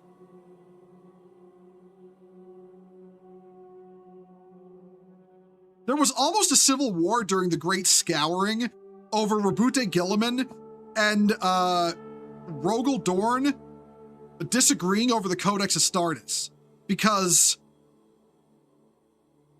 Dorn refused to accept the Codex Astartes, and that almost led to war between the two legions. The Space Wolves ignored it, and no one fucking bothered them ever about it. Like, they just got away with it because fuck you, that's why. They're the Space Wolves. They answer to no one. It's so cringe. And yes, they were the villains of the Months of Shame for the same reason I pointed out during the Grey Knights. You can't let people corrupted by the demonic go, because that just leads to more demonic incursions. So yeah, your honor doesn't fucking matter, and it's why I think it was divine justice when Magnus the Red attacked the Space Wolves' homeworlds of Fenris, and their chapter master Logan Grimnar was like, "Oh no, all the 90% of the population of Fenris has been exposed to demons. What are we gonna do?" And then the Inquisition slides in, like just from off camera with a big grin on their face, like, "Wow, doesn't feel too good, does it?" Yeah, divine fucking irony. And also divine justice that the Space Wolves then had to do what the Inquisition does when it happened to them. But still, yeah, Space Wolves, Reddit faction, pure Reddit. All right, Imperial Knights. Let's see,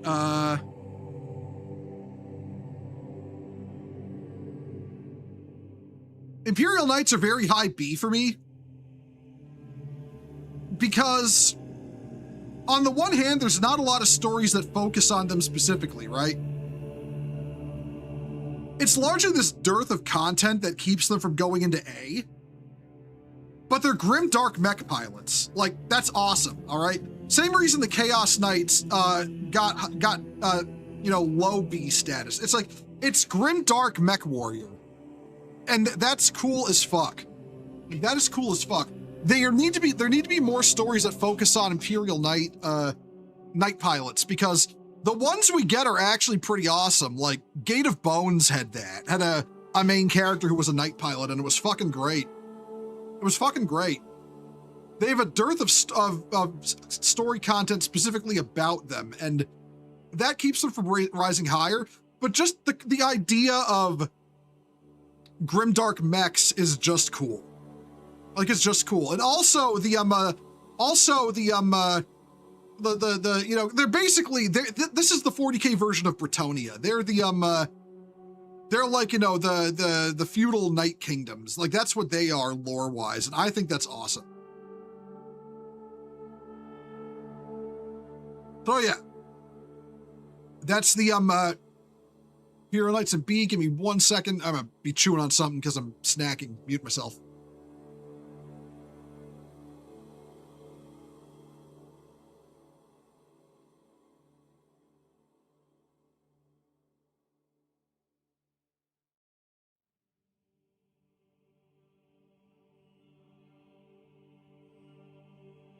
Oh, there we go. Sorry about that. So, all right. Okay, next up, Leagues of Votann. Okay. I know where they're going. They're going in... I hate to do it. High D status. I think their lore is actually fascinating. I think a lot of people don't realize that Games Workshop never... Oh, was it? Knights are actually human? Yeah, Knights are actually human. No. Bretonnia are human. They're the French, but human. But yeah, okay, so, Leagues of Votann. They're still new. A lot of people don't really understand that the Leagues of Votann do not retcon the old squat lore. The old squat lore is still canon. It's canon alongside the Leagues of Votann. The Leagues of Votann are, you know, it's another one of those cases like with the Necrons, like Necron 3rd edition lore into, like, say, 4th edition lore or 5th edition when they got their, you know, the Necron lore. It's like that, right? The new Necron lore didn't overwrite the old. It gave us the old from a new perspective, and the Leagues of Votann are just that. What we knew as the squats were what we knew of the Leagues of Votann. The Leagues of Votann are what the Leagues of Votann know about the Leagues of Votann. It's the parts the Imperium don't learn about. Like that they're all designer, you know, babies made in vats by artificial intelligence, and they have unironic men of iron for buddies. It's actually really cool lore, I think, and I think it's a great take on the idea of the space dwarf, right? The problem is there's no, like, outside their codexes, 2 books and 1 video game, they've got basically no lore. Like, no lore outside the codexes, and that's really a shame.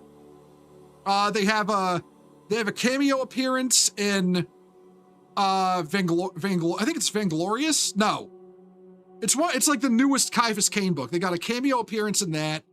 They got The High Call's Oath. It was a recent novel by Gav Thorpe that I heard was not very good because Gav Thorpe wrote it. And they have a cameo appearance in Mechanicus 2, and that's really it. Other than that, there's like the only other lore for the kin, they're called. The Leagues of Votann are the faction, the kin are the people. The only other kin lore we really have between 2nd edition and, you know, the Leagues of Votann codexes are appearances by characters that were written to be, kin, squats, but not allowed to be called such. There was actually one in the ship captain in the Ravenor books was actually meant to be a squat, but Games Workshop made Dan Abnett remove any and all references to it in the book. But even though they don't have a lot of lore, and that's why they're in D, I do think they're a cool faction regardless. They just need more. They need more content to be released about in order to climb the ranks. But I do believe there's a genuinely solid foundation there. Yeah, the Necromunda faction. Right, yeah, okay. So, also as an aside, the Necromunda tabletop game has the OG Squats as a faction.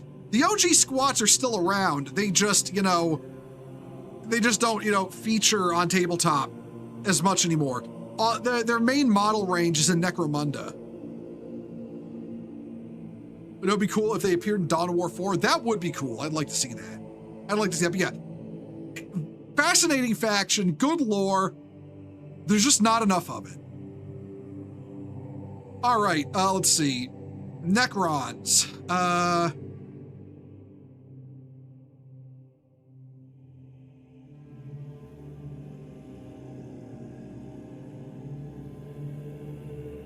If I had to pick emphasis on, sapient, a sapient villain faction to rival very closely the Chaos Space Marines, it would be the Necrons. Like, they are, in terms of like, timeline-wise, they're the original bad guys of 40k. They were the ones who fucked everything up, Started the war in heaven that led to the demons, unleashed the Catan, the star gods, fucking ruined life in the galaxy, decided to sleep it out, come back, and now they're doing it all again. After doing the most colossal fuck up of all time and trusting a guy called the Deceiver to not betray them. It's like the one lady from said. It's like the one lady from Diablo 3 said, the lady who worked with Belial. The Lord of Lies would never betray me. So yeah, that's some Necrons are just cool. They are just plain cool. A really fascinating Xenos faction. And recently have got some of the best novels about them written, like specifically The Infinite and the Divine.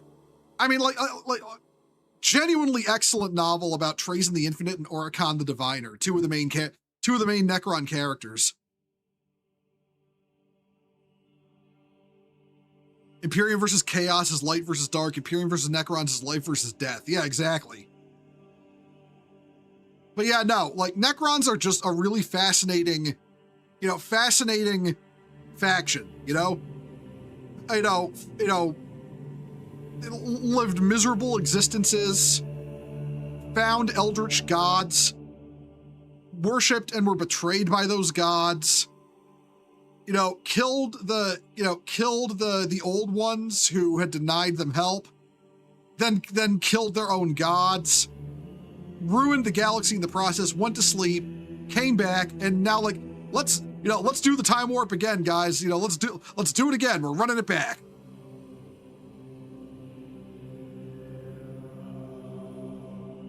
So yeah, genuinely a cool faction. They get S tier. All right, orcs. Okay, orcs. Time for me to be controversial again, guys. High B. I'm cracking open an old one with the boys. Yeah, exactly. Okay, orcs are high B because even though they have a lot of great characters, even though they're one of the foundational villains of 40k, they have a ton of content.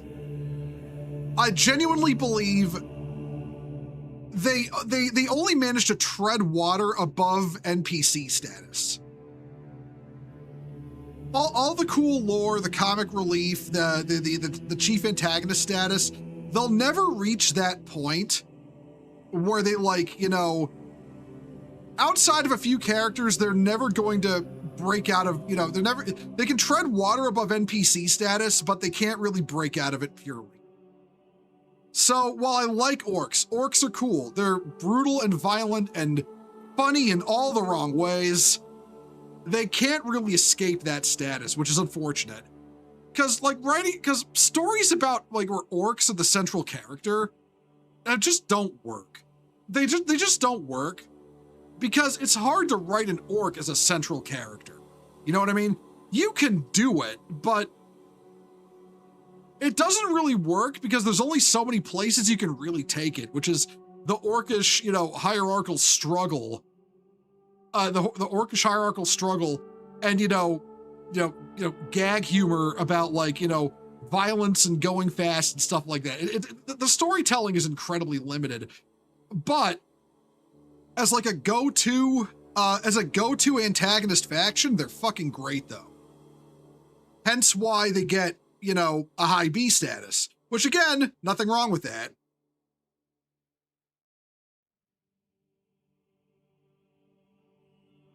You can't really characterize a force of nature. I mean, you can, but you can characterize a force of nature, but I generally don't think with the way the orcs act, I don't think they can really do it in a way that can make them,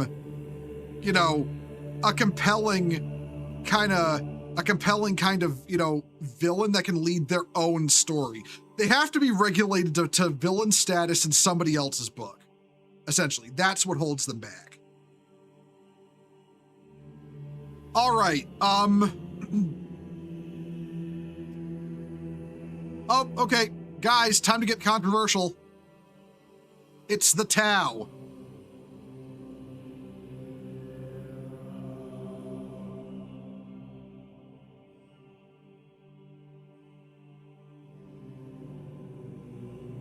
Yeah, they get middle C. The Tau get middle C. This might shock some of you guys. I don't hate the Tau. I actually think they're kind of cool. The mechs are cool. I think I think the mechs are cool. I think their origins are cool. I think them being how the way they pretend, the way they act is fascinating to me. They basically turn every alien race they meet that they don't kill, that they can find a use for, into their slaves. Slaves who are destined, when they no longer have a use, to be put in concentration camps and systemically exterminated. The Tau do not understand that a race wouldn't want this to happen to them. They cannot comprehend it. They can't comprehend that a race doesn't want to be systemically exterminated because the Tau don't have a use for them. They are incapable of understanding that. They cannot think outside their concept of the greater good, which is the greater good of the Tau species, not the aliens they have enslaved under them. That's actually very interesting. And it also combines with their naivety as their naivety as a fucking species. They don't know the galaxy, Obligatory Tau who discovered a dreadnought who's older than his civilization goes here, but, I kind of have to bring that up in this sense because it really shows how when the Damocles Gulf Crusade happened, which is where that incident comes from, the Tau had no idea what they were dealing with when they were fighting the Imperium. They had no idea. And that naivety, combined with the fact that they can't comprehend that their slave races maybe don't want to die out eventually. They're selfish. Yes, that's it. They're selfish. They're selfish, but in a very narcissistic kind of way where they just can't comprehend. They have effectively no empathy for anyone but themselves, but in this sense that they actually think they're doing you a favor. Like the Imperium will wipe out alien races, but the Imperium are honest about it. They hate them. They hate them, and justifiably so, with what the Imperium has experienced at the hands of aliens. Like the Tau, who will point out when the Imperium... If it weren't for the Tyranids, the Tau would have been exterminated during the Damocles Gulf Crusade. Oh, absolutely, absolutely. The Damocles Gulf Crusade was just the reverse, the reverse UNSC Covenant War. The Daleth Sept was Reach. Daleth Sept was Reach. The Tau were the UNSC. The Imperium were the Covenant, and Master Chief wasn't coming.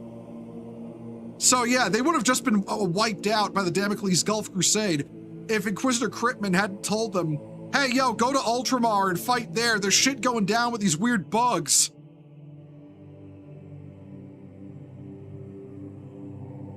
Every race looks after themselves. I mean, okay, but every race looks after themselves, but again, the Imperium does not like aliens, and they will make this very fucking clear.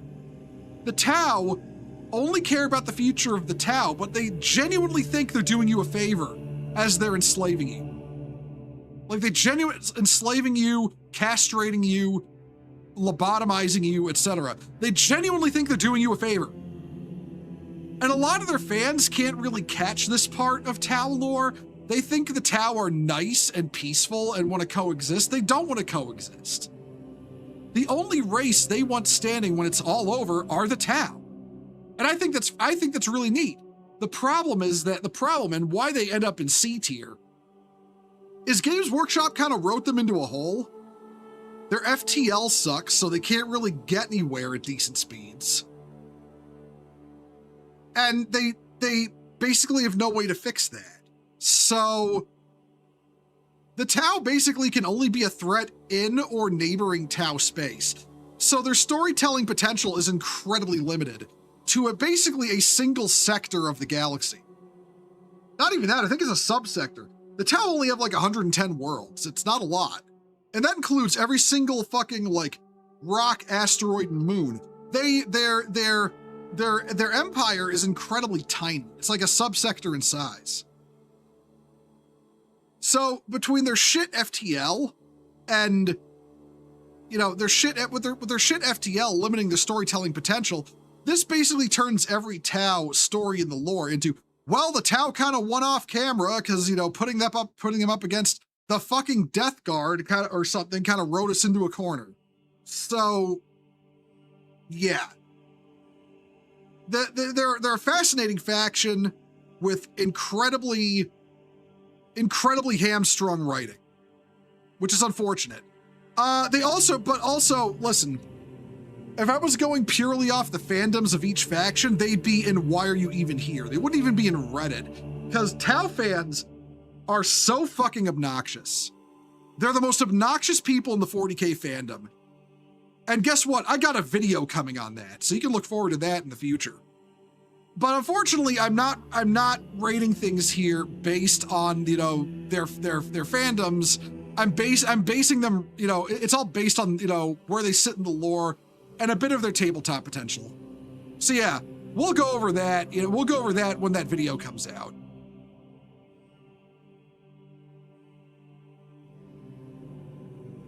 They also didn't know that civilian was talking to Kato Sakari, said had a gun on her. Yeah, no, yeah, exactly. The Kato Sakari is curb stomping that female Tau.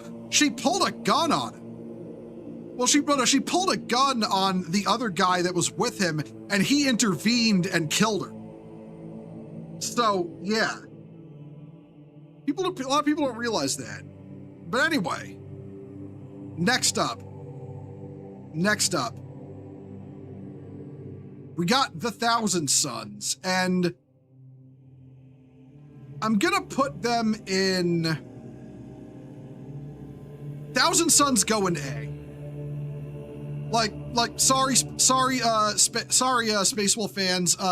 In the Space Wolves Thousand Sons rivalry, the Thousand Sons are infinitely more interesting. They're infinitely more interesting. They're just a better characters, better lore, you name it. Magnus is a cooler Primarch. You like Thousand Sons. Name every son. I can't come up with 1,000 variations on Dust, I'm afraid. But the reason they're ranked below Emperor's Children is, it's kind of for a similar reason to Orcs. But, okay. because most of the Thousand Sons are, we all know this, are just dust in their armor. And only the sorcerers are sapient. Like sapient beings still. And basically, the fact that a lot of them are not sapient beings does hold back their storytelling potential in a similar way to the orcs. But I feel like they break out of NPC status, like, you know, like the orcs don't, because the Thousand Sons are one of those, like, origin story villains with a lot of connection to other Imperium factions on a very intimate, visceral level. And also, you know, just like the story of Magnus the Red is a true tragedy. I mean, he fucked up. Magnus did nothing wrong, guys. He had one thing he had to do, and he did it fucking wrong. But it's still a compelling, tragic story, and so is the story of the Thousand Sons. And that, to me, that lifts them out of NPC status. And despite most of them being automatons made of dust and armor, and puts them in A status. Okay, next up, Tyranids. And I know, Jin, if you're still there, I know you were waiting for this one. You're waiting for this one.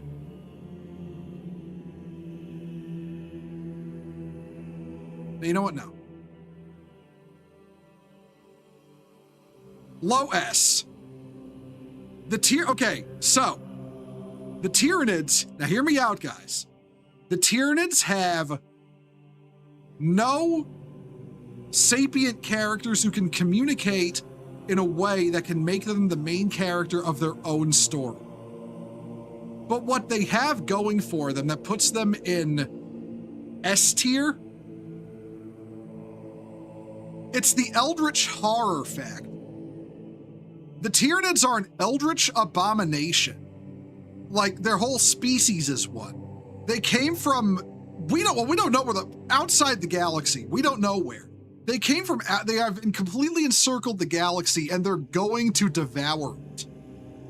They're the closest thing we have to true eldritch horror outside the chaos demons.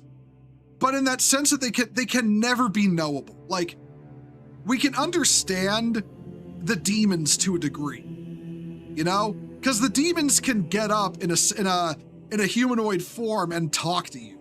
You can't do that with the Tyranids. They are cosmic horror in the truest sense.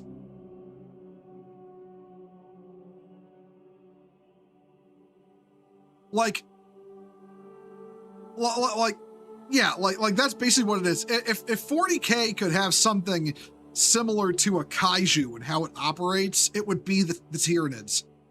An animalistic force of nature that just like, well, I'd say you can only really get out of the way of, but the galaxy is encircled and there's no escaping. The Horus Heresy rang the dinner bell. Yeah, thanks, Night Lords. Thanks, Night Lords. Very cool.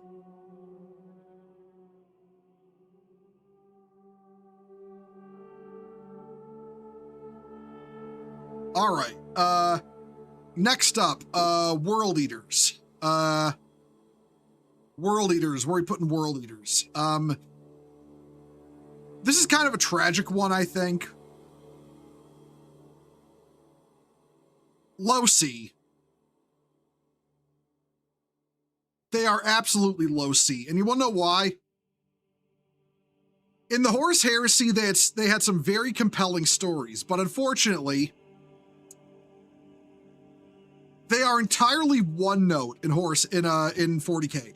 They are the most one note Chaos Space Marine faction. And honestly, it's their Horus Heresy lore that actually prevents them from being in D tier. It's really actually, no, now that I think about it, low C tier. It's that connection to the Horus Heresy part of their backdrop, their backstory, that connects them, you know, keeps them out of D tier. They're kind of a lame faction.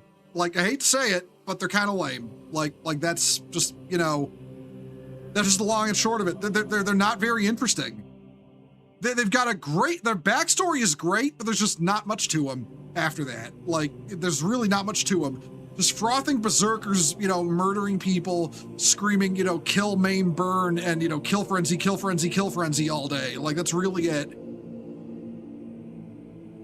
Like even the Drukhari can be, who are, again, low C tier, can get more than that.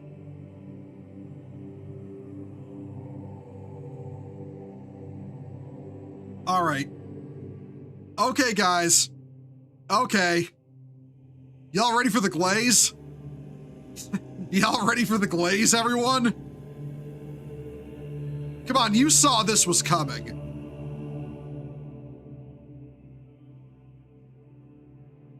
Black Templars, S+. S+ faction.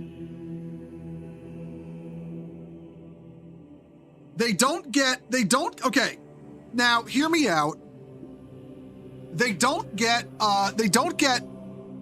the absolute top because I genuinely believe the Imperial Guard, being like mortals that fight the same horrors, edges them out.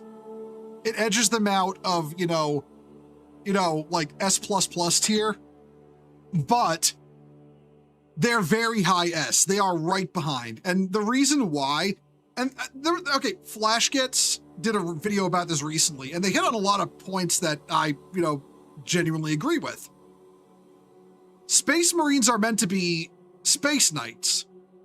The Black Templars are just Space Knights, like Space Knights Plus. They are the living embodiment of the concept of a sci-fi knight. And they're honestly, I believe, the embodiment of what Space Marines should be. On the one hand, skilled warriors, noble, skilled, they're everything they should be. But they're also, brutal, zealous, uncompromising. They really embody what a Space Marine needs to be in order to fight the wars that they do. They do this, I think, better than any other Space Marine chapter. And I'm not just saying this because I like them. These are the things that got me to like them. Like, these factors are the things that got me to like the Black Templars, for them to be my favorite faction. Like, it's not, I don't glaze them because I like them. I like them because they're worth glazing.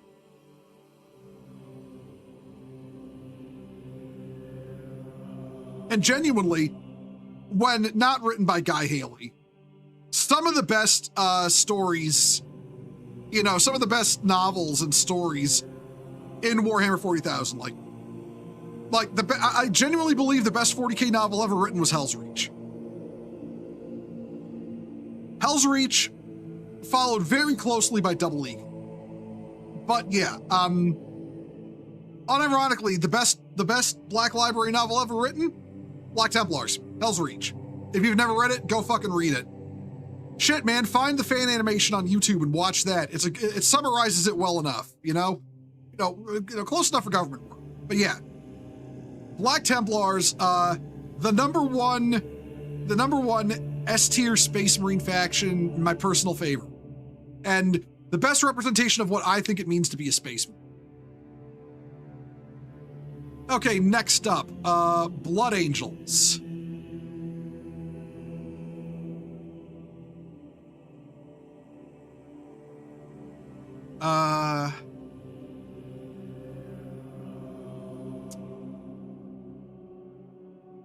Okay, the tier list doesn't really represent it this well, but if I could put them in the exact same spot, tied with Emperor's Children, I would.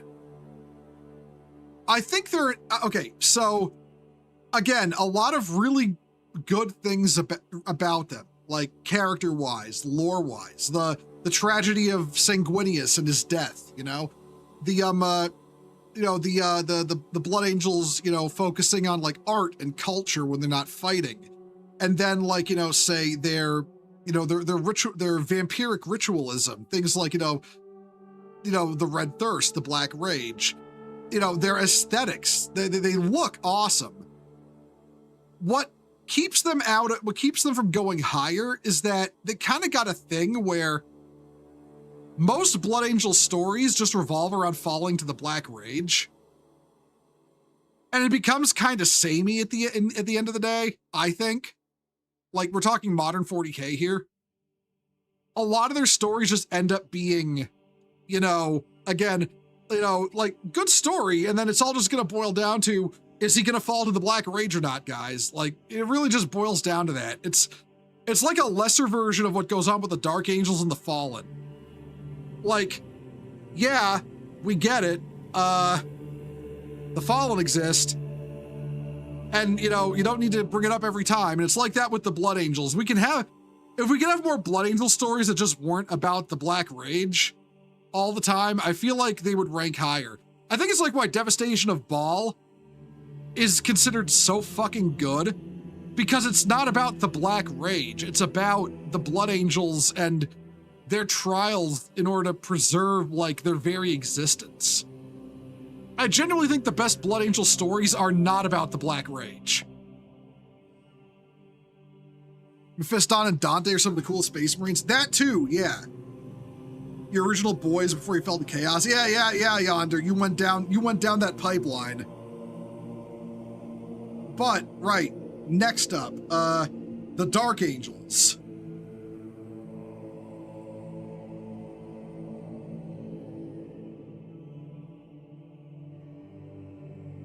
Wait. D tier. They look cool. They look so cool. Their backstory in the Horus Heresy is so cool. Like, Lionel Johnson, cool Primarch. All that lost tech they're holding on to, excellent. Great aesthetics. Great aesthetics, cool characters. Every single story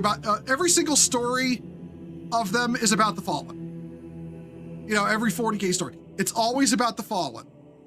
It's never about anything else. They have been hamstrung by the Fallen as a plot element pretty much right up until the end of 9th edition. From inception to the end of 9th edition, it's always about the fucking Fallen. It's like, they have no story threads outside of that, It's so one note. Their stories are incredibly one note. Which is unfortunate, because if they just focused on other things, it could be cool, right? But it's always, one way or another, cutting back to the fucking Fallen. It's like, they're kind of like, their Horus Heresy lore is unironically better because it's about things other than the Fallen. Hey, Jesse, how you doing? Oh, and thanks for the compliment on the new model. Even Lionel Johnson has devolved into finding the Fallen after coming back. Yeah, except he wants to redeem them, which is a nice twist. But if they do more stories about the Dark Angels, I don't want it to focus, like, laser fucking focus on the Fallen. Like, tell other stories. Also, Games Workshop, you brought Lionel Johnson back. Can y'all remember that? Because, yeah, you brought him back in 9th and then he just did nothing for a whole edition. All right, next up, Death Watch.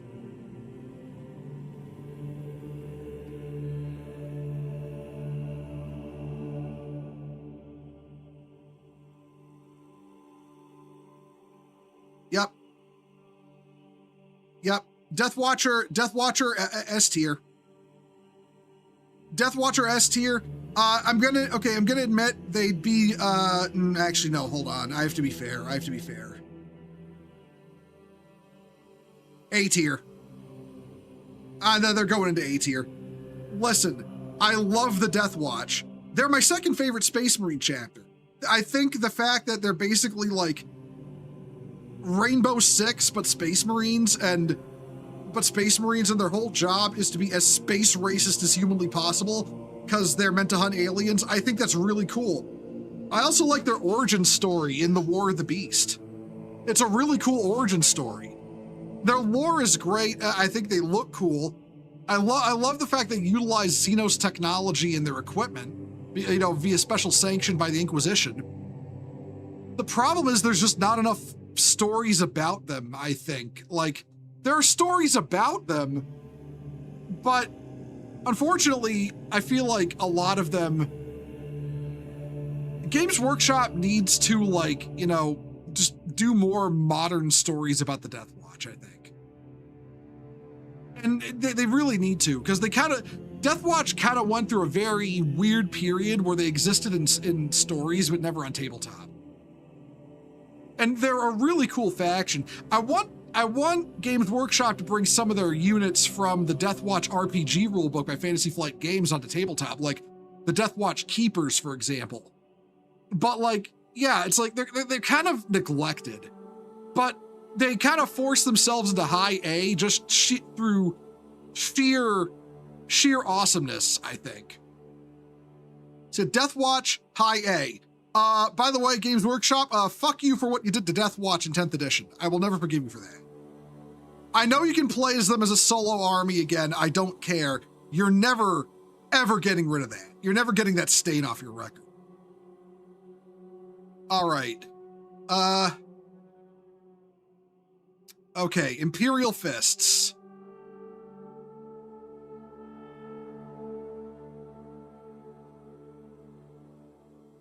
High B tier. They're my favorite Space Marine Legion. You know, they're my favorite first founding chapter. The problem is, as much as I love them, they're kind of just John Space Marine. Like, I'm gonna be completely honest, they're more John Space Marine than the Ultramarines are. Like, they really are just, you know, they really are just John Space Marine more than the Ultramarines are.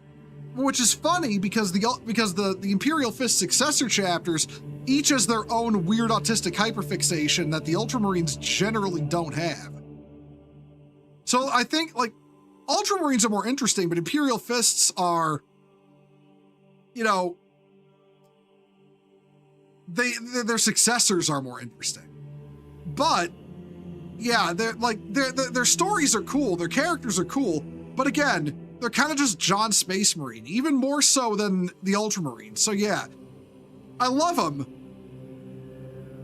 B+. It's like, yeah, like that's really what there is to say there. Okay, Iron Hands.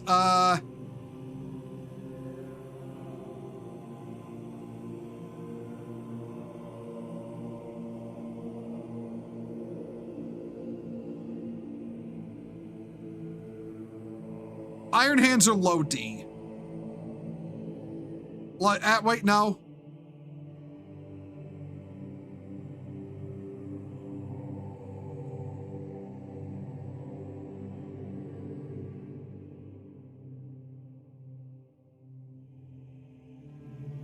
Iron Hands are Reddit.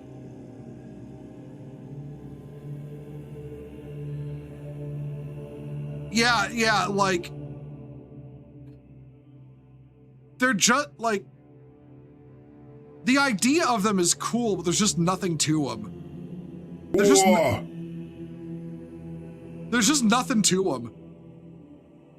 Like really, there's just nothing to them. They're kind of assholes. Their Primarch is dead.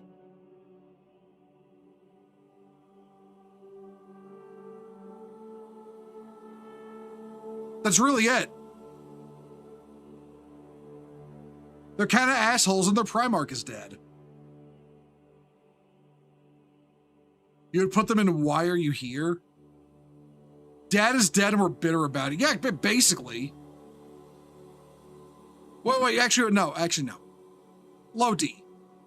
They're very low D tier. Like, if I could put them further back, I would.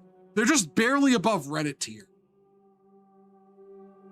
Like their tech obsession is cool and all, but like I said, there's just not much to them.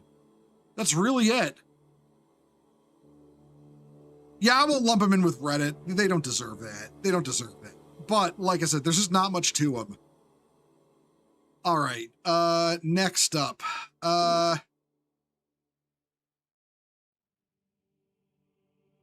Raven Guard.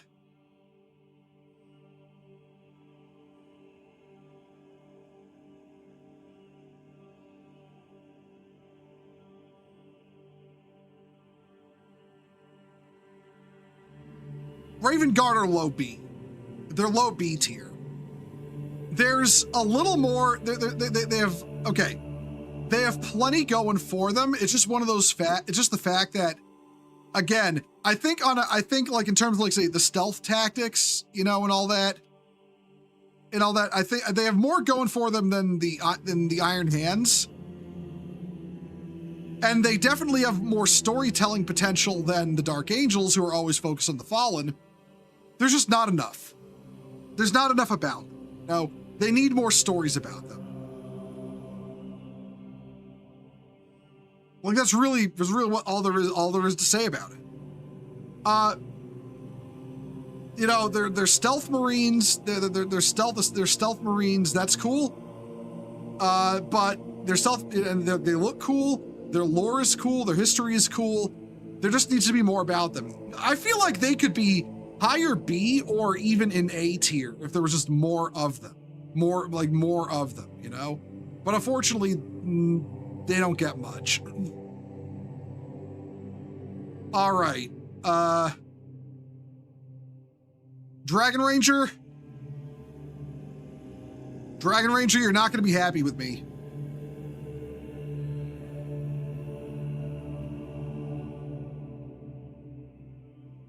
This one takes some explaining. The idea that the Salamanders are all nice guys who like still know their families and stuff, it's interesting. It's interesting.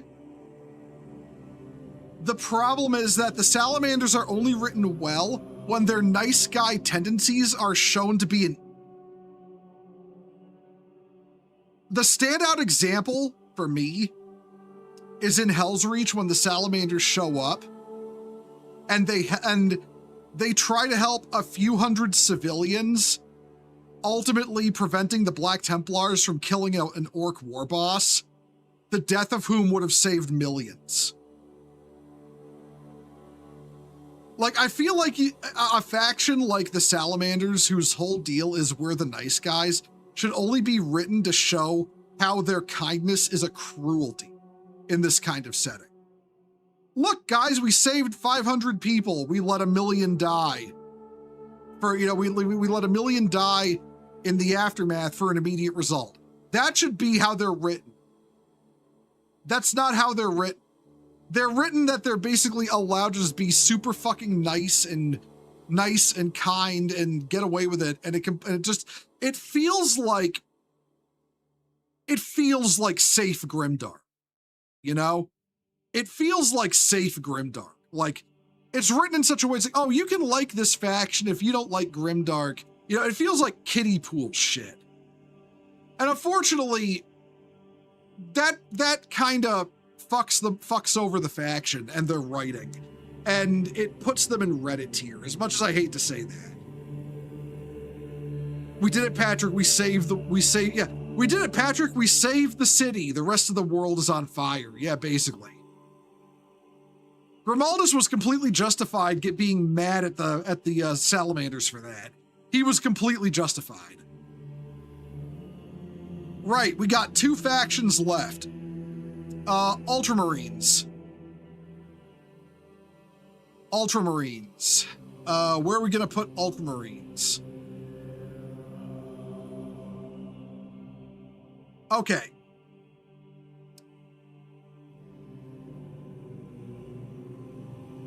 If I could, they would be tied with Imperial Fists. They'd be tied with the Imperial Fists. Now, the reason being, again, Imperial Fists are kind of just John Space Marine. but with a lot of really fascinating, diverse successor chapters. The Ultramarines are the opposite. They've got more inherent flavor to them, but their successors are John Space Marine. And that's basically it. It's like, the reason they're tied with the Imperial Fists is because they're just the Imperial Fists, but in the opposite direction, you know? Like their lore, again, the cooler aesthetics and everything, and more flavor than the Imperial Fists, but they spawn the most bog standard John Space Marine. Do you like Red with Your Water, you know, successor chapters? They suffer from fiction on box syndrome. Yeah, that's it.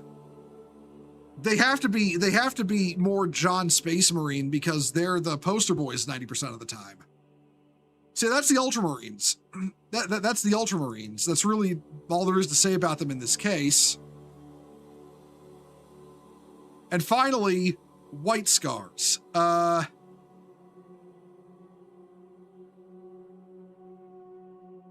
White Scars are A tier.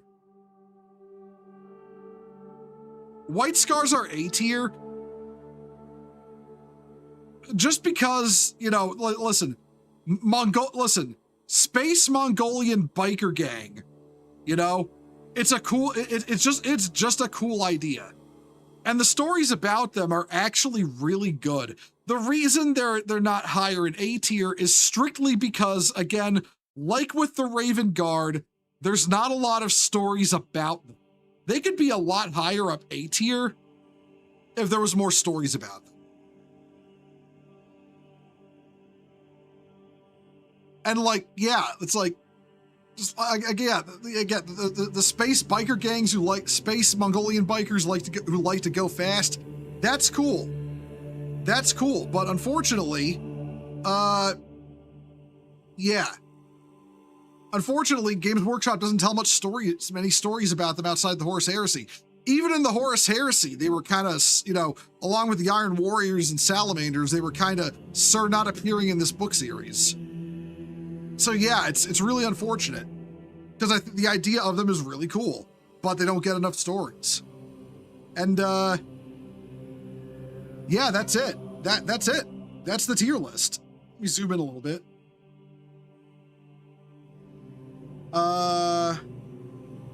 Is there a way I can zoom in on this and like get all the tiers in? No, there is not. Shit.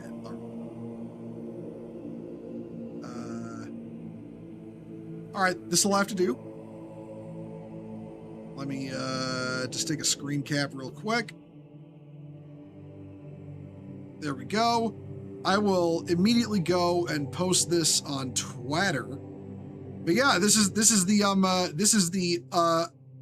the official, completely objective, no glaze involved Warhammer 40,000 faction tier list. There's more. Don't get me wrong. This is not every faction of 40k. There's a lot of smaller factions. But you know, control mouse wheel. It's only going in like 10% intervals. Unfortunately, it's only going in like, you know, 10% intervals. But I'm right. Yeah. So that's the tier list. Okay. Hold on.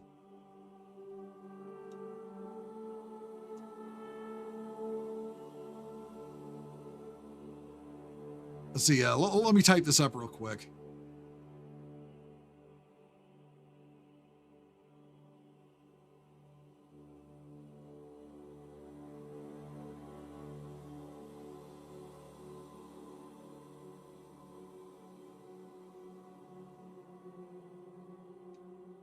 You're welcome. There we go.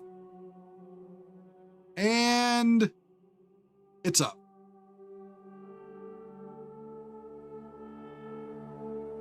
Yeah, that's the that's it. That is, in my humble, objective, always correct opinion, the tier lists for the factions. You say no glaze, but you know, people usually gonna act. Well, listen, I'm throwing as many qualifiers onto the list simply because I know the tier list is going to upset people. Like, come on now. Like, come on. I gotta poke the hornet's nest. It's half the fun.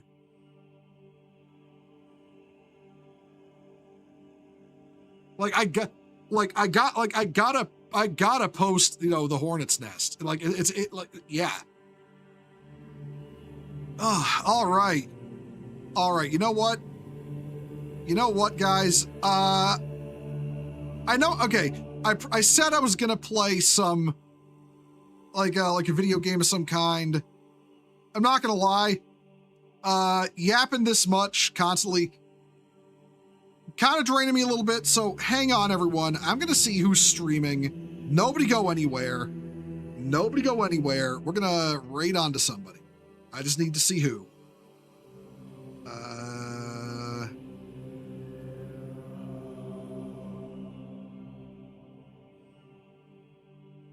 Oh, okay. Wait, no. Wait a minute.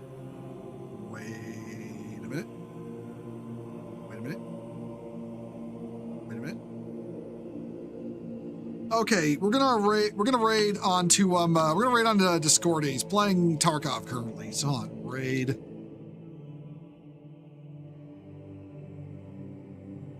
Discordia CH. Nope, that's VH. I can't type. Why did that not go through? There we go. Invalid username. God damn it. Hold on. Raid.